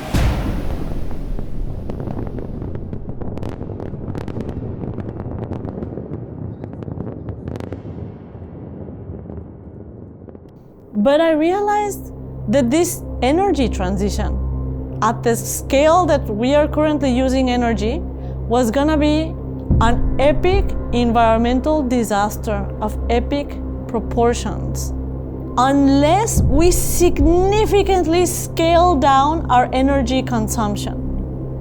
And both the size of our human enterprise and our growth are huge impediments for that. But to my big surprise, environmental groups and media outlets seem to be not only silent on this reality, but actually actively and affirmatively misleading on this issue. I don't know if you're familiar with the IPCC, but it's like a massive intergovernmental panel on climate change. It's an authority on climate change, and they put out these massive reports every few years. And so when the most recent report came out, I wanted to see, you know, what the IPCC was saying, what updates they were communicating, but I didn't want to read, you know, like the 3,000 pages of the report, because I'm lazy and I didn't want to do that. So I went to The Guardian, the journal The Guardian, to see, you know, the article about the IPCC, because I thought I'll just get my updates from them. And so I read the Guardian article about this new IPCC report, and I was a little bit surprised because the Guardian was saying something to the effect of, this new IPCC report no longer talks about population. You know, because the previous IPCC report had listed population as one of the two main drivers of increasing greenhouse gas emissions. But the Guardian was saying that this new IPCC report no longer includes population. And, you know, that caught my attention because, you know, at that time, I was already aware of the fact that our population is increasing by 80 million people per year. And honestly, I was already getting some kind of panic attack anxiety about that. Like at night, sometimes I was like, oh my gosh, 80 million people every year, a new Germany every year. Oh my gosh, oh, how is this gonna end, you know? So I was already kind of anxious about it. But so it surprised me to see that the Guardian was saying, the authorities are saying that the population is not an issue when it comes to climate change. But I was like, okay, if the Guardian is saying it, then that's what the IPCC experts must be saying, that population no longer an issue included in this report, okay? But just out of curiosity, I actually went to the IPCC website and I downloaded the report and I did a search for the word population. And I was surprised to find that the IPCC report didn't just merely include population. It actually listed population growth as the leading driver for increasing greenhouse gas emissions along with GDP growth. So here I was reading on the IPCC report from the horse's mouth that they were saying, oh my gosh, population, our numbers, is so important when it comes to climate change that it is the leading driver for greenhouse gas emissions, along with GDP growth. But yet, here was The Guardian, this journal that I really enjoy reading things from, saying the opposite. There is a quite concerted effort to remove any reference to population growth as a problem, particularly within the climate change discourse. Let's be absolutely clear. The Intergovernmental Panel on Climate Change, IPCC, the biggest authority in the world, states absolutely clearly the two biggest drivers of climate emissions are population growth and per capita GDP growth. Right there. What astonishes me is I speak to climate activists all the time who don't know that. What you often hear is, well, it's all about consumption, it's all about the rich. It just isn't. There is huge climate inequality which we have to address. Of course we have to be keeping fossil fuels in the ground. Of course there are a million other things that we need to do. But the more of us there are, the more we emit, and not just the emissions as well, also our impact on climate sinks, on forests, on oceans, those kinds of things. That's also a negative impact from population growth. And I saw that mainstream environmental organizations were also participating in this kind of like denialism. Even organizations like, for example, Greenpeace, which I thought was kind of at the forefront of the fight against climate change, in which people listen to, like whatever they say as it is like a fact, you know, if Greenpeace is saying it. Well, Greenpeace on their website had a very strong statement, kind of like denying the connection between population and climate change, saying that it was inaccurate to draw this connection, despite the IPCC saying the opposite. There are several misconceptions that I hear repeatedly in my work about population. One of the most common is that the problem with our ecological crises is consumption and not population. Well, that's an ideological position that is not based on scientific facts.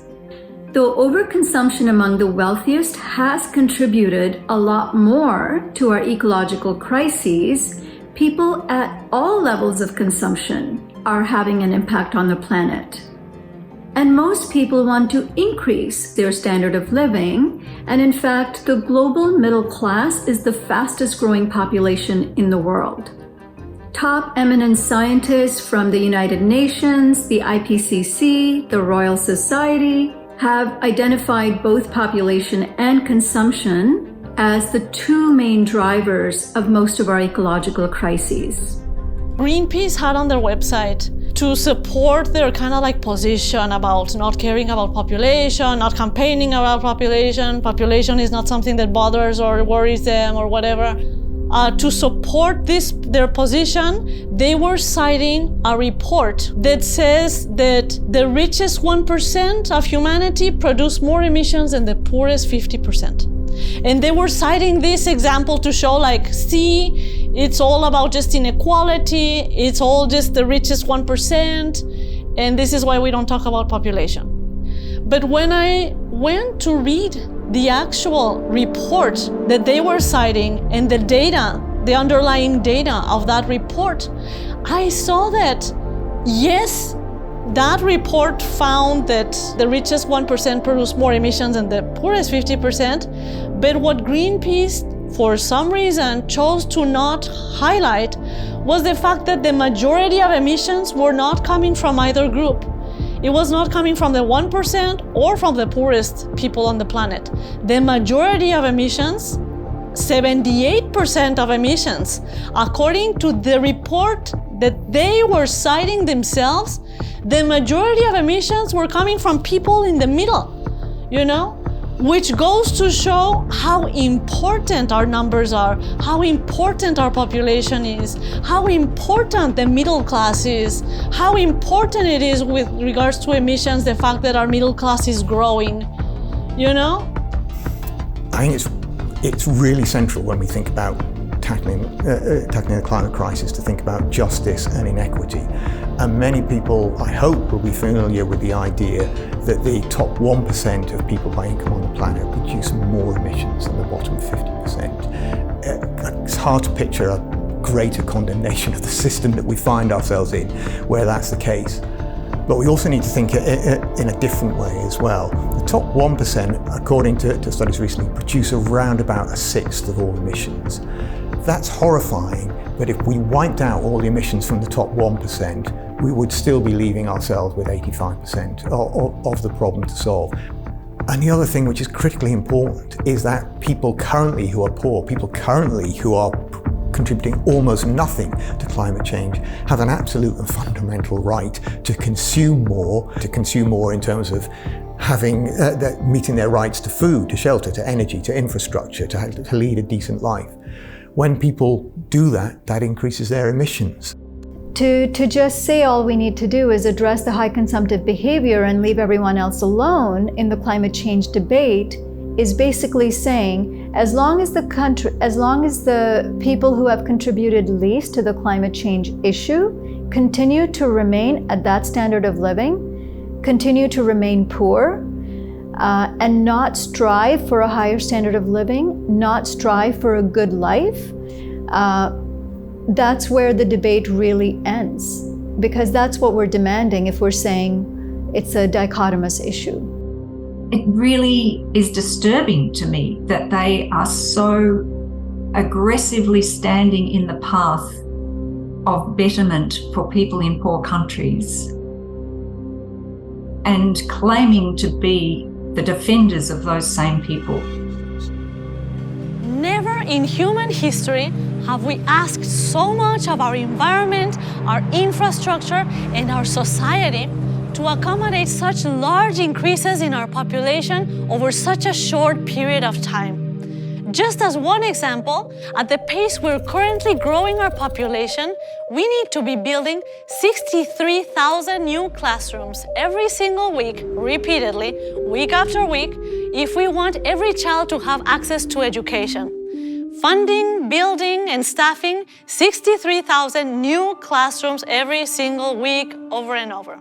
And I saw that Oxfam, the organization Oxfam, was doing this situation where they would put out these reports that were very catchy, but they were very misleading in the sense that they were not giving the full picture. Okay, so for example, one report that Oxfam put out and all of the news outlets were reporting was this report that said something like 125 individuals have the same emissions as the country of France. And if you, or something to that effect. And if you look at that headline, it's really like, oh Jesus, to fix climate change, all we need to do is get a handle of those 125 people and then climate change is gonna be solved, you know? But when you read the actual data, it turns out that, well, they are referring to the fact that those 125 individuals have some investments in companies like cement companies, which produce a lot of emissions, but that guess what? They're also driven by demand. So what I found very misleading is the fact that Oxfam doesn't mention context, like, okay, if we took out these 125 billionaires and if we rounded them up and we threw them into the ocean, guess what? Those emissions coming from cement would probably be still exactly the same, you know? Because if we keep growing and building and growing like we are, you know, the amount of cement that we're gonna need is gonna be exactly the same, whether it's owned by some billionaires or whether that cement company is owned by anybody else. It is absolutely ridiculous for any individual, like some of these billionaires, to have the per capita impact that they have, to have an individual environmental footprint that they do. I mean, it's clearly just beyond anything reasonable and anything that should be permitted. They're part of the problem, a huge part of the problem. But even if we are able to rein that in, even if we are able to have like no more billionaires and no more corporations wielding, you know, disproportionate political influence and power, we would still have a problem and a big challenge at the scale of 8 billion humans living within sort of a reasonable middle-class lifestyle across the globe. We would still have a challenge meeting the demands on the planet, including for energy, with a population of that size, where we lift everyone out of poverty and we take people that are these obnoxious billionaires with their yachts and their private jets, and we pull them down to a normal, you know, standard of living as well. You would still have a problem at scale. Companies have a big responsibility, nobody's denying that.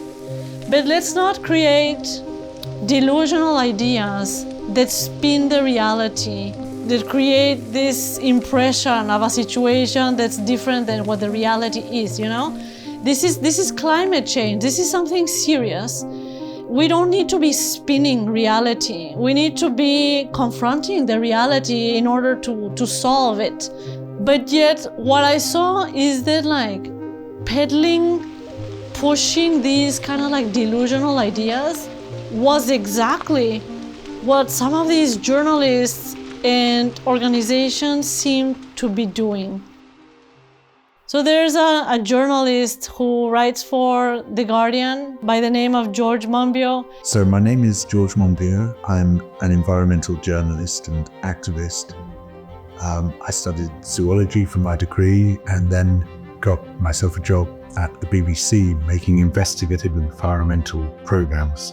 They weren't making any at the time, and so I sort of really pioneered this genre within the BBC. Who I think kind of gained a lot of notoriety, taking the position and being very vocal about this position that kind of like criticized people who talked about our numbers or attacked people who talked about population. Taking this position that implies that our numbers are not an issue, population is not a problem. Human population growth is just about the only environmental metric which is leveling out. It's come down from 2% a year in the 1960s to 1% a year today, and it's likely to plateau in mid-century. And all the other environmental indicators are going through the roof. So of all the things to latch onto, that makes the least sense. And he asserts that we could have billions more people on the planet and that we could live sustainably. Then the planetary boundaries, which, can be fairly well documented, but, you can have 10 billion people living quite comfortably within those planetary boundaries. He paints this very rosy, kind of fantastical picture of how we can have billions more people on the planet and all have this very nice lifestyle where we have all this, what he calls, this public wealth. The watchword is private sufficiency, public luxury. We need private sufficiency and public luxury. Well, everyone can have this access to art galleries and tennis courts and pools and gardens fit for kings and queens. Where everyone can be like a king or a queen, but in a place where everyone else is like a king or a queen, because we've got such beautiful parks and beautiful swimming pools and beautiful sports grounds. So we can live in this paradise and even have billions more people and all having this access to this paradise and totally sustainably. So that everyone's got enough, but not so much that they're intruding on anyone else's ability to survive or the ability of the living planet to survive. That in itself is a very interesting assertion, in my point of view, because if you go back to the schools that you would have to be, the classrooms that you would have to be building just to keep up with our population, we have to be building right now about 63,000 new classrooms week after week after week after week just to keep up with our current population growth. Now imagine if, in addition to the classrooms, tennis courts and swimming pools and art galleries and gardens fit for kings and queens, building those by the thousands, week after week after week after week, because you're not gonna fit 1 million people in a pool, right? So you have to be building those by the thousands, week after week after week, and somehow doing that sustainably? Okay, well, that's interesting. We can, each have our own domain, our own homes, but they need to be really well insulated. Electricity coming entirely from green sources. When I met him, I asked him specifically, what would be like a sustainable private sufficiency that would be compatible with us all, being at that and not causing harm to the environment? So I think a fair and green world could look something like this. As well as having a minimum income level below which no one should fall, we should have a maximum income and wealth level above which no one should rise. I asked him, do you have any kind of numbers? What would our salaries be like in this rosy, fantastical situation? What would this look like? Because it is a nice idea, but when I asked him, what are the numbers for that? Do you have any idea of what an annual income we should be capping at? I would struggle to put a number on that. No problems finding numbers for other things, but somehow to support this fantastical idea, struggle to come up with numbers. Okay, but in the same country that George lives in the United Kingdom, at Cambridge University, there is a mathematician who I guess doesn't struggle with numbers, and because that's what mathematicians do, they work with numbers. And so he came up with the numbers, and he put out a report that said that even if we had this perfect equality and every single person on the planet made a salary that was $20,000 per year, and everyone on the planet made the same salary and not a single person made more than that, even in that situation, the planet would not be able to support sustainably more than 3.3 billion people. So that means that even if we had this perfect equality situation, our numbers would still be a massive problem. And we would still be massively overpopulated, even in that hypothetical ideal situation. We need to decrease our human population in order to decrease our footprint. So it's not just a question of consuming less per person, especially the global rich, and it's not just a question of population. It's a combination of these things. If we were serious about addressing the climate change issue, we need to be addressing both the high consumption patterns of rich people everywhere in the world, but also the numbers of people, but also the population issue. The planetary boundaries, which can be fairly well documented, but you can have 10 billion people living quite comfortably within those planetary boundaries. 10 billion is going to play havoc because already the demand exceeds supply. Now, on top of that, you want the average to grow, average quality, income to grow. On top of that, you're going to pile in another 2 billion people. So now, I think the onus is on the person who says population is not a problem to show that it isn't. It's shocking to me when I hear some environmentalists say that we can have 10 billion people living comfortably on Earth. At 8 billion people, we're already consuming 75% more than Earth can sustainably provide. We're in the middle of a 6 mass extinction. There's a few billion people living in substandard living conditions, 1 billion of whom are expected to become climate or conflict refugees. The idea that we can have growth while protecting the environment is amongst the most, wrong-headed ideas you can imagine. But of course, the wrong-headed ideas don't all have bad consequences. This one has a massively bad consequence. Another issue that I saw was getting repeated over and over, and this idea that was pervasive and that even my family and friends were repeating and thinking and believing was this idea that our population is decreasing and decreasing and decreasing. Tonight, this message is gaining steam. The birth rate is very low in almost every country. So let me say very simply, I want more babies in the United States of America. I often hear that population growth rate is decreasing, therefore population is decreasing, therefore it's not an issue. Well, that's a false statement. There's a big difference between population growth rate and population growth. Our population growth rate is decreasing, but our population is still growing. For example, in 1970, our population was 4 billion and the growth rate was 2%. So we were adding 80 million people to the planet each year. Today, our population is 8 billion, the growth rate is 1%, and we're still adding 80 million people to the planet each year. We did have very high population growth in the middle of the last century, but it's come right down now.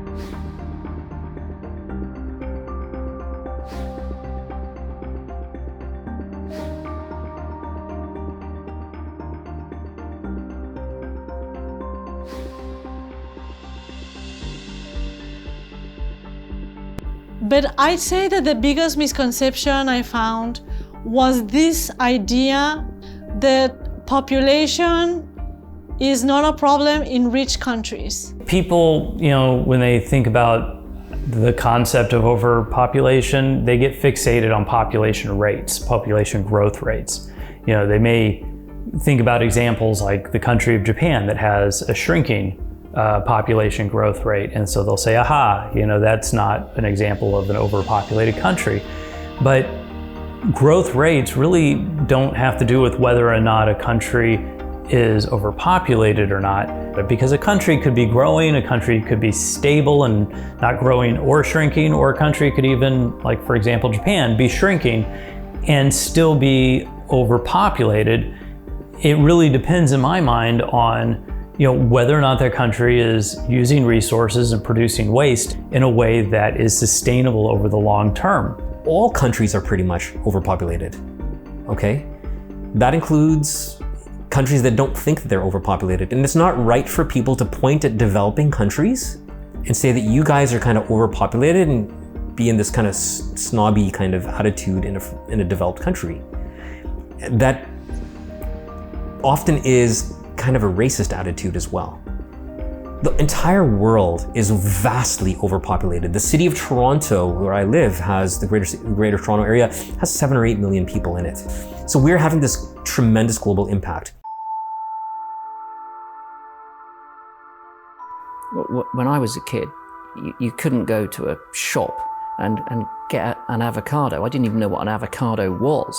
I can't remember when I first met an avocado, probably when I was in my 20s. That food just wasn't there. Now, everyone wants avocado. It's part and parcel of our diet. But how many times do you pick one up and think, okay, where's this come from and what does it cost? What does it cost the environment? What's it cost to produce it in terms of preparing the landscape, maybe losing forests? And then the water cost, we know when it comes to avocados, is phenomenal. But then what about the fact that it's come from a part of the world where there's a lot of food poverty, but it's been exported to us so that we can pay a lot for it relatively and eat it?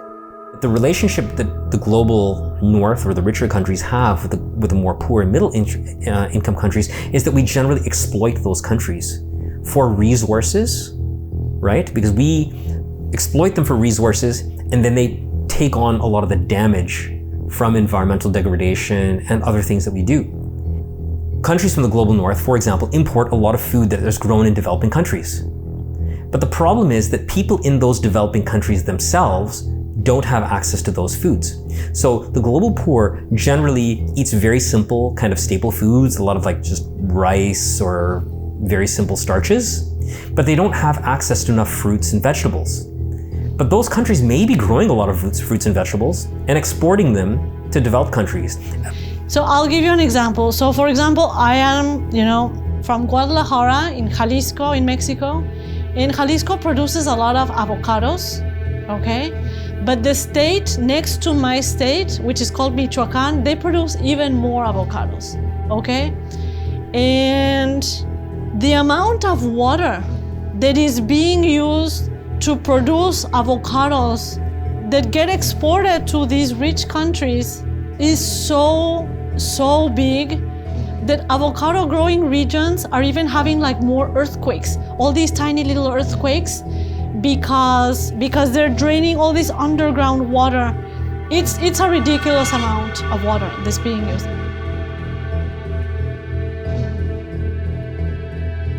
Now, these avocados, they're not going to India or to Africa. They're going to Canada, to the United States, to Europe.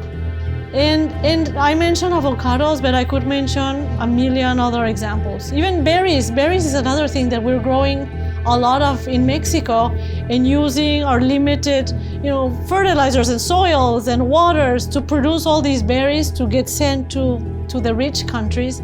It's everything. It's coffee and bananas in Costa Rica. It's asparagus in Peru that is depleting water there that gets sent to England and other places. It's green beans in Kenya that are being grown with their very limited water in order to send them to the United Kingdom and places like that. The United Kingdom can grow green beans. They can grow things like that, but they're not able to support their huge population, so they end up using resources from other countries to support their large populations. The rich world, the OECD countries, let us say, have essentially outsourced their demand for biodiversity, or primary products. Because we don't depend on primary products from this country, we've imported from Africa, Latin America, South Asia. So in a way, the assault on nature that our activities create are not observed by us here in the UK, because that's happening elsewhere, the assault.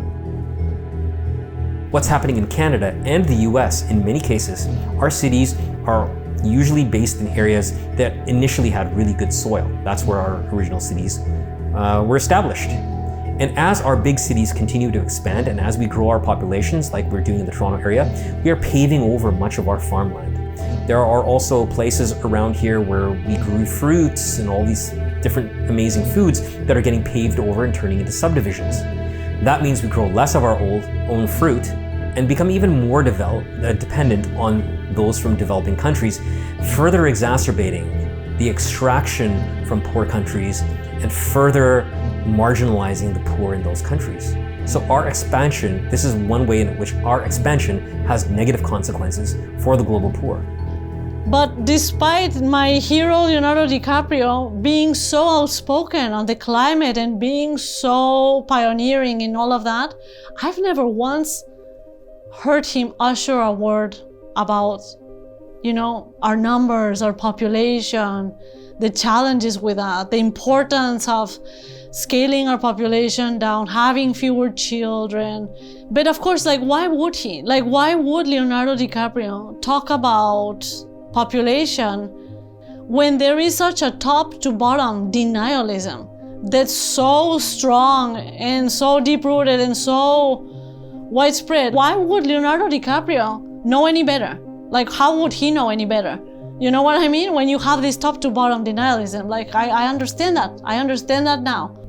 It is clear to us that there already is a significant reversal in human rights, in our inability to support all of even our own species that exist right now, let alone those who are born today or in the future who will face even more hardships. So it really doesn't line up for me why there is so much denialism in culture around human overpopulation. We've got all of these issues staring us down, And we are so afraid to address the human overpopulation issue. I think that if those animals could talk, including the animals that get burned to a crisp in our forest fires, in our increasingly more common forest fires, I don't think that these animals would be okay with us spinning realities, with us pushing delusional ideas about climate change. I don't think that they would like that.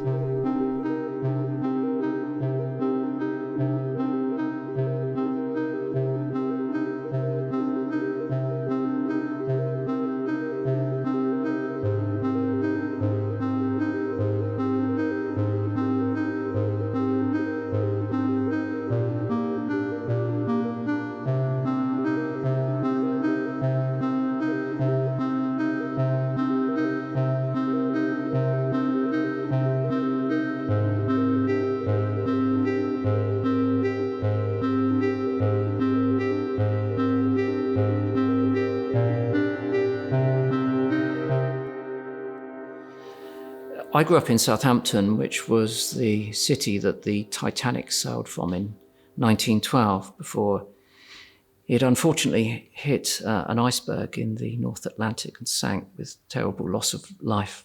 I remember my mother taking me to the memorial in the park to all of the engineers that had died on the Titanic many times.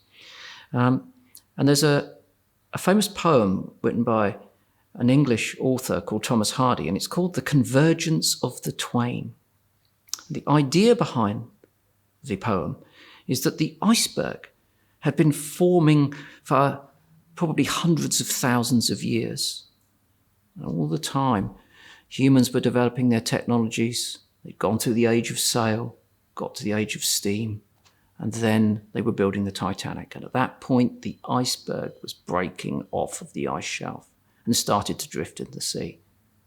And these two entities came together with a sort of predestined determinism, but that meeting had been sculpted over hundreds of thousands of years.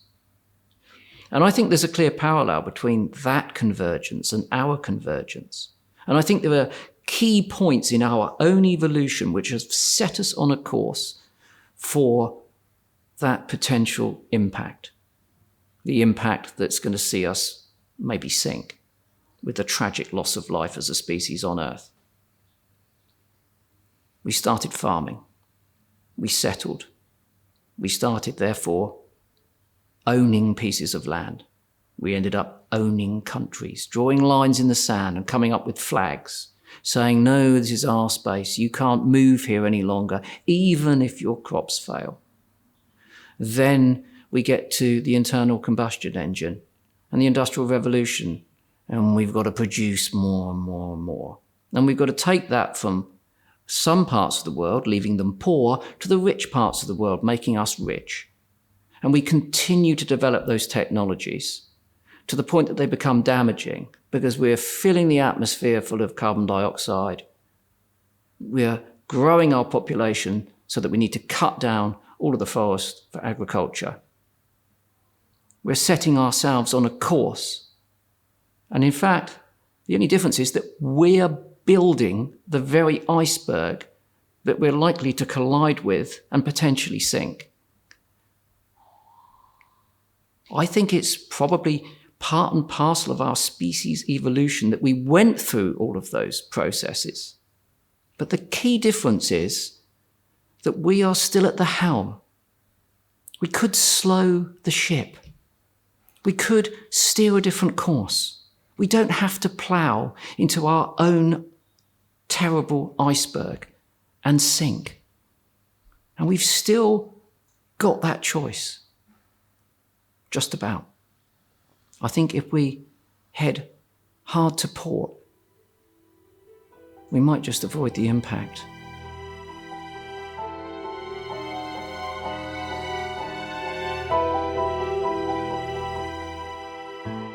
In Guadalajara, we have this theme park called Selva Mágica, like Magic Jungle. And they used to have a pool where they kept 2 dolphins. And, you know, they would charge people to go in and swim with the dolphins. And of course, like, that stuff is really bad for the dolphins. You know, those industries that use dolphins for shows and for dolphin swims and stuff, they're really, really horrible for the dolphins. Now I know that.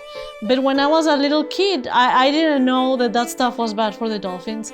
So when I was like 11 years old, I had a relative who offered to treat me to swim with the dolphins once. And after that day, I became so like obsessed with dolphins. I just fell in love with them. And they're not hard to fall in love with dolphins because they're such amazing animals. When I lived in Galveston, I would go on like these dolphin tours in the bay to see if I could find any wild dolphins, because I just loved seeing them so much. And so one day, when a few years later, I came across an article that had gone kind of like viral, and everybody was like reporting about it, about this dolphin that for some reason, some people decided to just kind of like start hitting it, and it was clubbed to death, a dolphin. I was furious.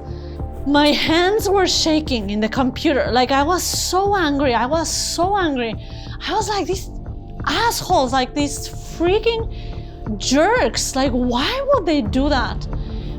And as I started reading that article about that dolphin, I realized that this dolphin that they were referring to was in fact a freshwater dolphin. And up until that point, I didn't even know there was such a thing. I didn't know freshwater dolphins existed. I thought all the dolphins were like saltwater dolphins, so I thought that was interesting. But the other thing I learned is that they also mentioned that these dolphins, these freshwater dolphins, used to be very abundant in the environment. They used to be, you know, by the tens of thousands in rivers, in lakes. And now there were such few of them. You know, this particular kind of dolphin that had been clubbed to death, I think there were less than 3,000 or less than 5,000 in the entire world now. Like, they had been plummeted. They had plummeted, and the reason why that species plummeted was not because they were clubbed to death. The reason why they plummeted was because we took their water from their rivers and dried them, or we put dams and fractured their habitat. So we ruined their environment, and so therefore the dolphins plummeted and died, the freshwater dolphins. And so I realized how it's like we are very good at having all this, you know, outrage when one animal gets like harmed or whatever. But when it's the entire species of that animal that is getting pummeled, you know, getting disappeared because we're just killing all of them, then there seems to be no outrage, no headlines about that. A few months ago, a lot of networks around the world reported about an event that took place in India. A wild pregnant elephant was looking for food to eat, as wild pregnant elephants do, but this elephant ended up eating a pineapple that was filled with firecracker explosives. The pineapple exploded in the elephant's mouth and damaged it, so this poor elephant apparently paced around and stood in a river for 4 days until she eventually died. A forestry officer there reported that with her mouth and tongue destroyed in the explosion, she paced around hungry without being able to eat. She must have been more worried about the health of her child inside her than about her own hunger. Seeing that story of that elephant dying that horrific death with her baby was incredibly sad. And I think it's a significant example actually to show the experience and life of one animal. Because often, as a species, we have become so desensitized to not see the suffering and decimation of other species at our own hands. First, I'd like to point out that even though this event sparked petitions signed by millions of outraged people calling on authorities to find and punish that one person who placed the explosives in that one pineapple, local farmers there actually use firecrackers and explosives in fruits to protect their land from wild animals all the time. The explosives that were thought to be used in this case are called pig crackers, intended to scare wild boars away from crops.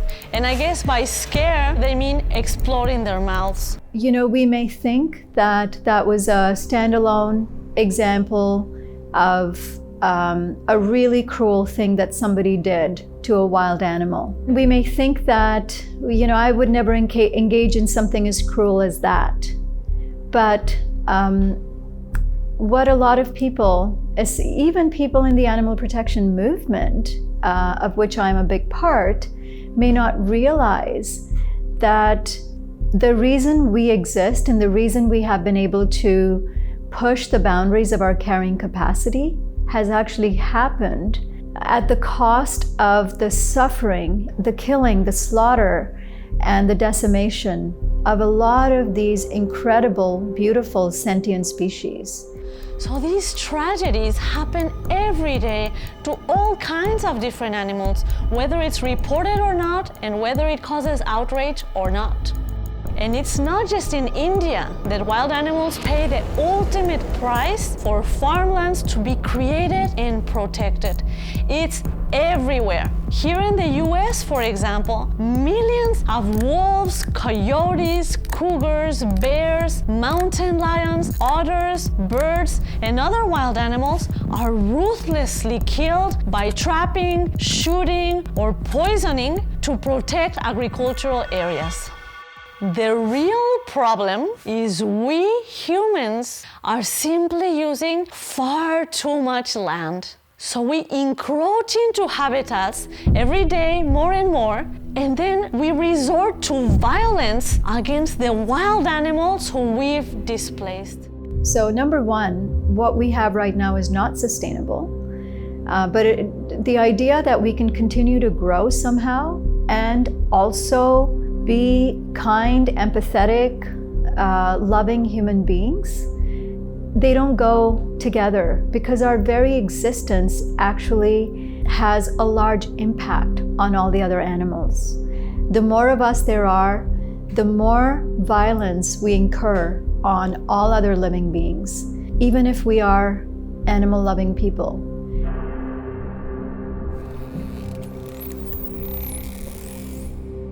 As we grow, we continue to have more and more of an impact on the environment. We extract more and more resources from the environment, including fresh water.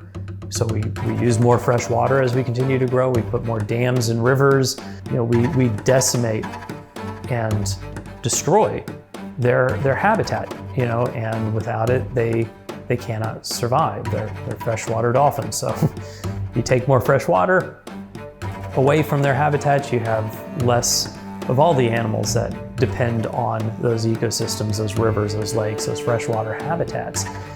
And you know, it's not just the freshwater dolphins. It's freshwater plants and animals and ecosystems that have been destroyed anywhere where we're extracting, ever increasing amounts of fresh water to support our growth. Los Angeles, the city I used to live in, is a great example historically of a place that grew very quickly, and to support that growth, among other things, decimated regional freshwater ecosystems, bringing in water from lakes and other places, bleeding them dry essentially. And it's not just animals who live in the water, it's animals who live on land, it's all animals. As we increase our impact, as we grow, we take more resources on land as well. We use up more land for agriculture to feed ourselves. We deforest more and more areas. Our sprawling suburbs take up more and more land. We fragment the land with more of our infrastructure and roads and things. And the more we grow, the more wild animals suffer and the more their populations decline. If we go back 10,000 years or more, there were all kinds of species of mammals and large animals around the world. And humans made up less than 1% of the weight. If you take all of these animals and put them on a scale and put humans on a scale, we would be tiny compared to all these different animals. We were just one of many.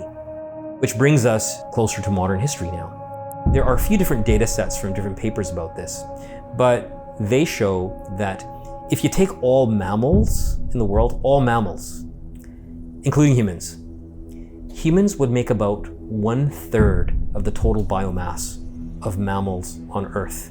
And our livestock would make up about 2/3 of the total biomass of mammals on Earth. And wild animals only make up less than 4% of the biomass, because we have, on the one hand, decimated wild animals, and on the other hand, inflated our own population and the population of our mammalian livestock. And these numbers are really worth thinking about. They show us how we've completely dominated the biomass, the life on Earth, to pulverize, to decimate the wild animals so much and grow our own population so much. So when we now do farming, when we consume anything, when we consume animal-based foods or even plant-based foods, you can see that there's so many of us that it has this massive environmental impact. What we're looking at now is not an extinction event, but an extermination event. Because it's not planetary forces that are precipitating this, it's us, our one species, are driving all of these other species to extinction, or at least to the brink of it. And when you look at all of the major taxa that we have in the world, break it down to simple things like birds, mammals, amphibians, reptiles, significant percentages of all of those animals are now in very real danger of extinction. So that isn't a natural process, that's something which is a human-generated process.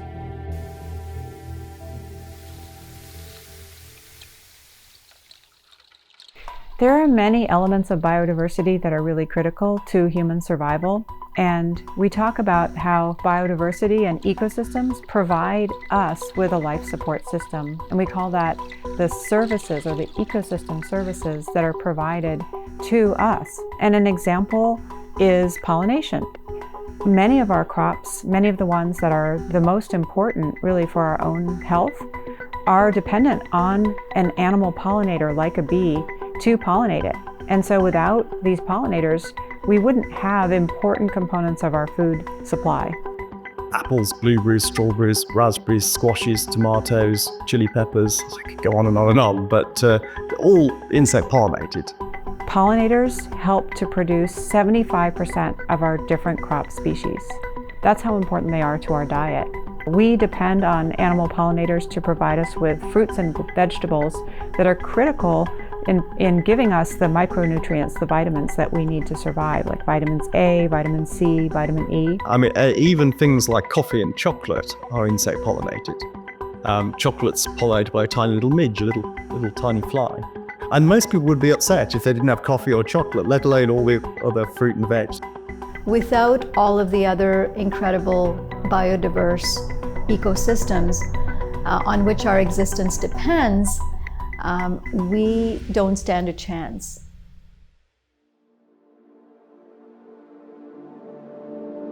I decided to have a tubal ligation done, so I had like a surgery to tie my tubes to make sure that I didn't have any children, because I realized that the world does not need another mini me. Like the world does not need another mini Sofia right now. Like we need less people, not more people. And so I had a tubal ligation for that. But I realized that even if the world got to a point where our population was no longer growing and our population finally started to shrink, it would still take decades for it to get to a point where our numbers shrunk enough that it wouldn't impose on the environment or on wildlife. And that would not be in time to save the wild animals that are currently on the brink of extinction and on the brink of suffering and dying because of our impact. The catch with talking about population is that population change is slow. So that means we have to do all these other things as a matter of urgency, addressing consumption, all those kinds of things. They're absolutely essential. Population action is no substitute whatsoever for all the other things that we need to do. All foods require resources to make and grow, all of them. But it happens to be the case that producing animal foods uses a disproportionately larger amount of land, water, and energy. Of all the land that's being used for farming, 77% of it is used for livestock and their feed, even though livestock only contributes a small amount of the global calories. According to the United Nations, the livestock sector is by far the single largest anthropogenic user of land on the planet, and it is the major driver of deforestation in the world. So including animal foods in our diet is a very inefficient way of feeding the human population. One of the most comprehensive studies from Oxford University found that if we collectively stopped eating meat and dairy and fed ourselves with plant foods instead, we could reduce total global farmlands by more than 75%, an area of land equivalent to the US, China, the European Union, and Australia combined. Can you imagine that? We could relieve that much pressure from our current land use.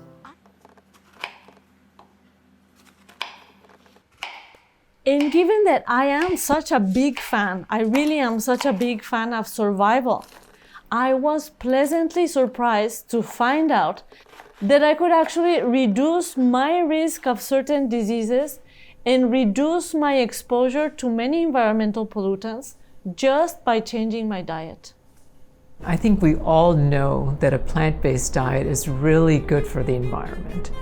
But many people fail to realize that the same eating pattern is really good for our own health. It reduces our risk for diabetes, for heart disease, even cancer. Cancer incidence has definitely been rising in our country.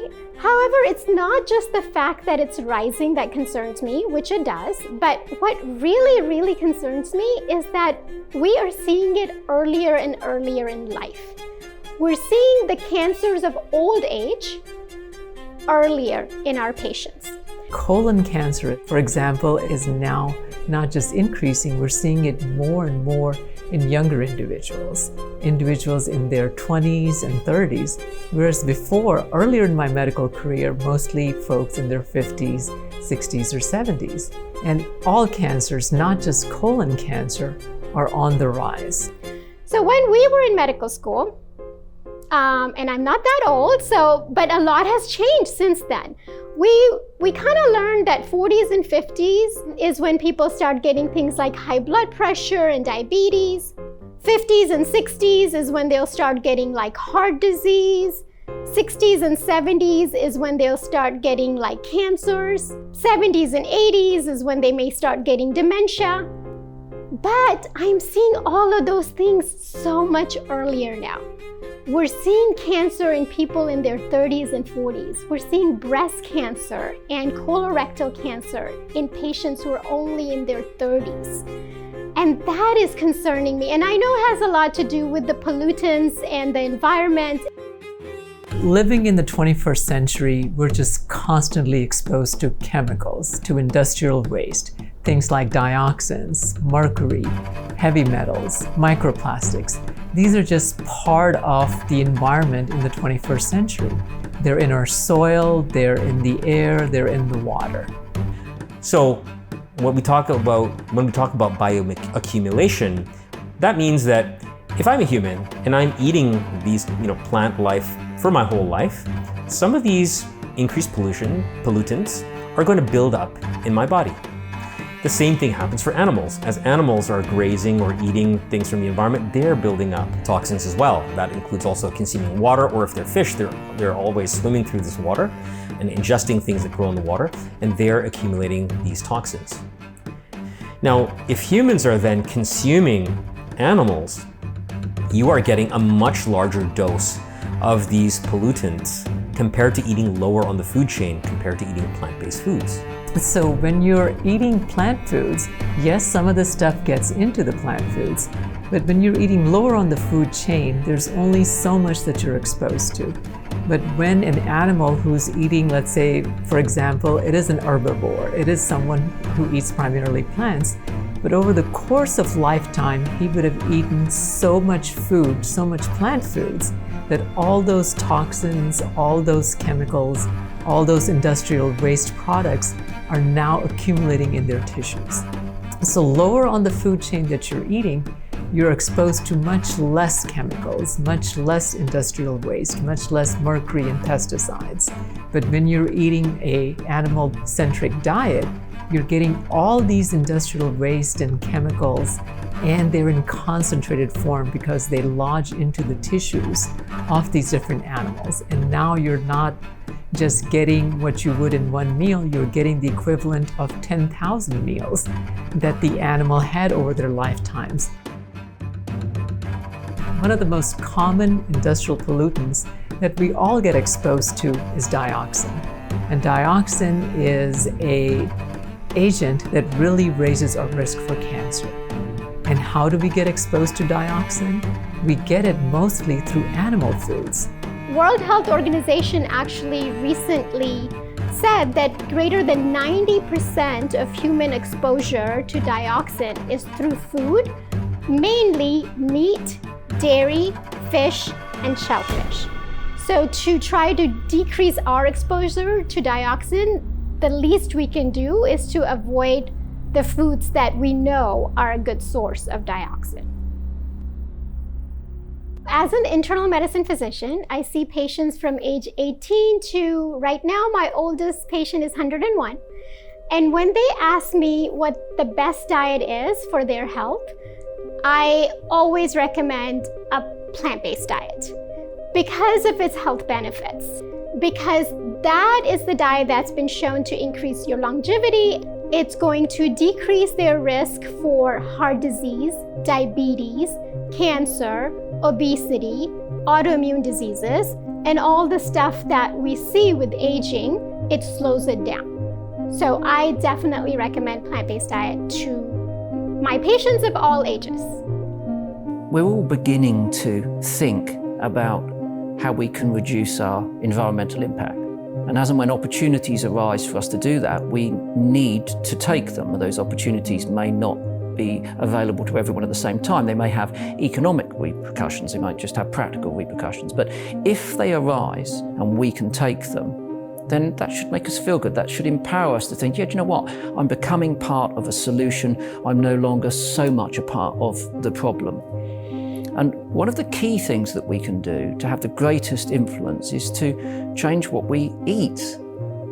Because there is a discrepancy in the science, it clearly needs more research, but we know that somewhere of a minimum of 15 or 16% of the emissions that are being produced at the moment, which are harming our climate, are produced by the livestock and dairy industry. Well, all of the world's transport emissions add up to 13%. The single easiest thing when it came to reducing those emissions is through food. It's not fossil fuels. That's difficult. It's hard. We've got to get all of those renewables in place. We've got to change our infrastructure when it comes to storing and delivering energy. We've got to transition out of that dependence on those. But the one thing we could do far more quickly is basically move toward a plant-based diet.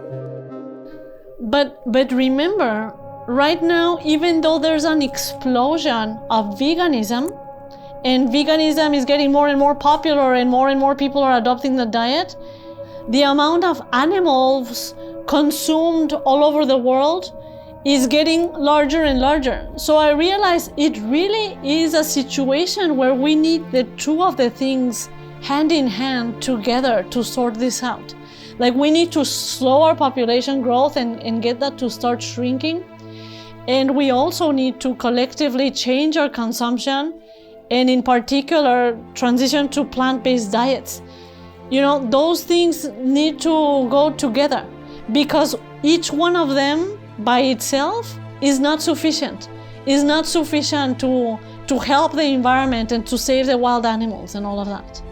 The number of us there are and what we do makes an impact on the earth. It's really as simple as that. It's not just about our numbers, it's about how we live, and we know that there's huge inequity in the way that people live. Some of us use a lot more than others, but fundamentally every single one of us has at least a right to, even if we don't yet have it, land, food, water, shelter, energy, infrastructure, all those things have a negative impact on the earth. And the more of us there are, all the other things that we do in order to try and protect the earth, use of alternative energies, keeping fossil fuels in the ground, all these kinds of things, they become that bit more difficult because we have to meet the needs of that everyone has. For me, I think it's very important for people to understand that there's a relationship between population and the environment, and that population is a factor amenable to change while we respect people's rights, and especially while we respect women's rights. So I think people have to be, I think this silence around talking about population is something that really has to be overcome. Yeah. There's a picture that I found online that I think won a lot of awards, and it's about these two elephants that apparently some mob threw these kind of like tar balls on fire to them. And so these poor elephants are just like, you can see them like running, and you can see kind of like the distress in their faces. And I saw that the title that the person who took this picture gave the picture was "Hell is Here." And to me, hell is here, but not just for those two elephants.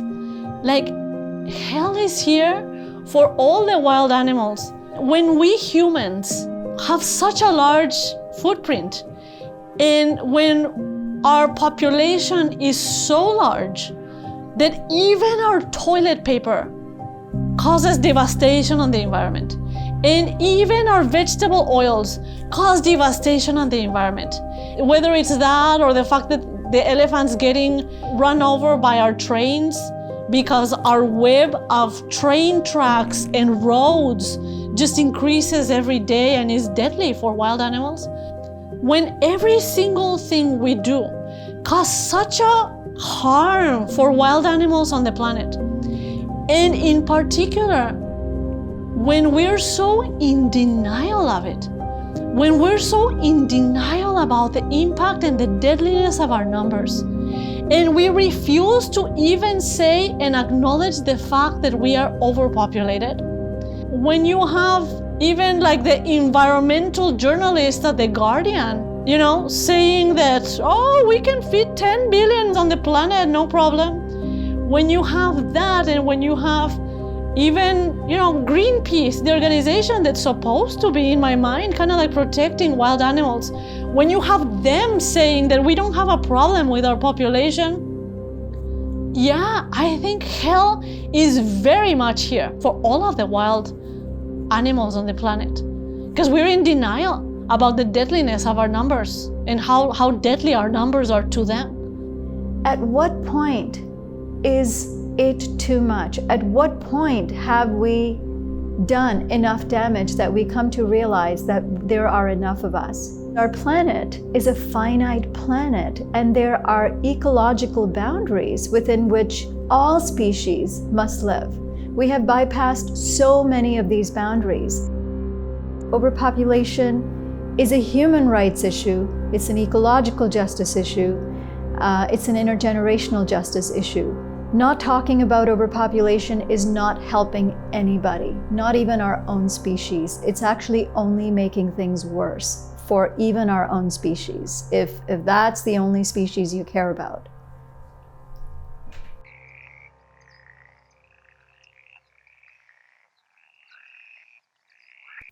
I have a morbid fascination of wanting to know how my stepdaughter will die. And it's motivated by the fear that I have for her being able to live a long, healthy and happy life. And what underlies that fear is I think it's highly unlikely that she will be able to. I think that she in her lifetime will see enormous difficulties, perhaps unsurmountable difficulties. Will she starve? Will she drown in a flood? Will she be incinerated in a forest fire? Will she be killed in a conflict because people are moving from one part of the world to another? All of those are potential eventualities. Maybe for me, let alone for her.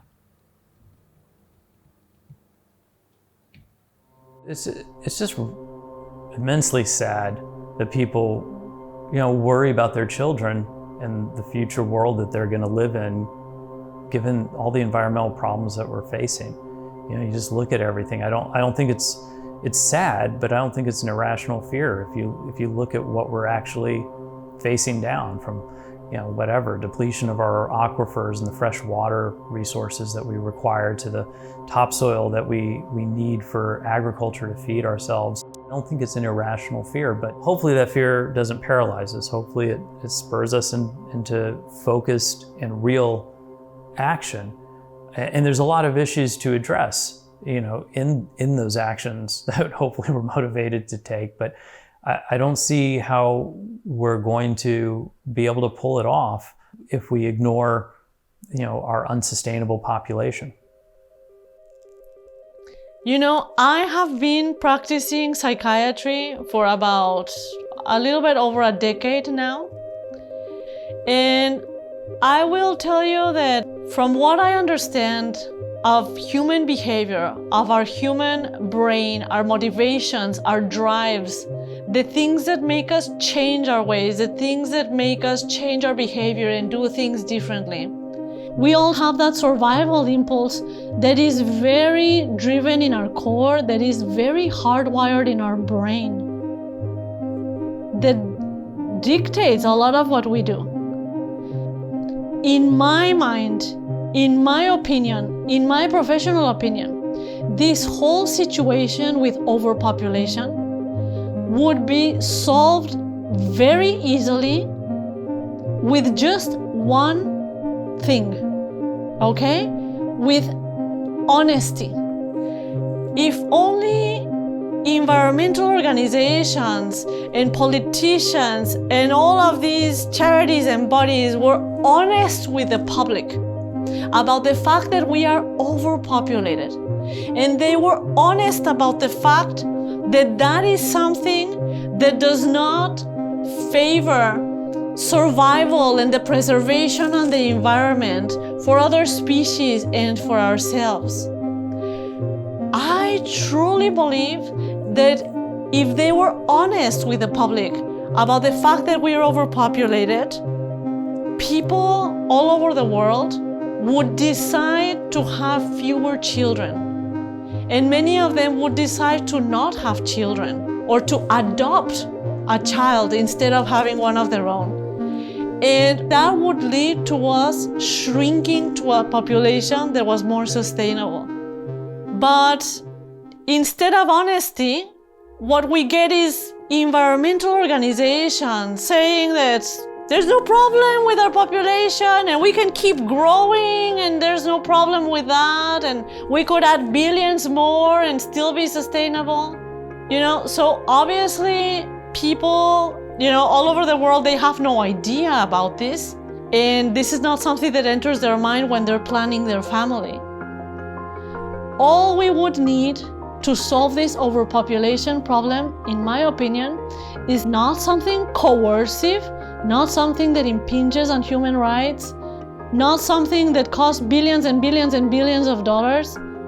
It would be solved with just having honesty. What does it mean if the Ganges river dolphin disappears forever, becomes extinct? Extinction's forever, it's not coming back. What does it mean to people who live alongside the Ganges, or what does it mean to you wherever you live in the world? Well, when you read the news, I hope it makes you sad. I hope you think, oh, that's ghastly. We've destroyed something which has taken millions of years to evolve, which was part of a functional ecosystem was intrinsically very beautiful. But then, of course, the next day, people just forget about it. There's always something else. We're always distracted by things which aren't as important. Entertainment, movies, TV, sport. But in the grand scheme of things, none of that matters. What matters is the health of our planet. Because if we, as a species, want to continue to live here, it needs to be healthy. And I'm afraid that the Ganges River dolphin is part of that. It's a means of measuring the health of our planet. Because if species like that are just falling away, then we're losing the plot. We can't afford to do that. We've got to keep our finger on that pulse. We've got to feel that pain. We've got to feel that fear. And I think we've become frightened of fear, but it's a very, very powerful force. In simple terms, in biological terms, fear instigates fight or flight. Well, there's no flight. We're not jetting off to another planet. So we've got to fight for this one. So I think we can afford to feel a little bit of that fear. And that means that we have to look harder at these losses and not forget them. We've got to tattoo those on our hearts so that when those hearts are beating, they're beating to address those losses and to prevent more.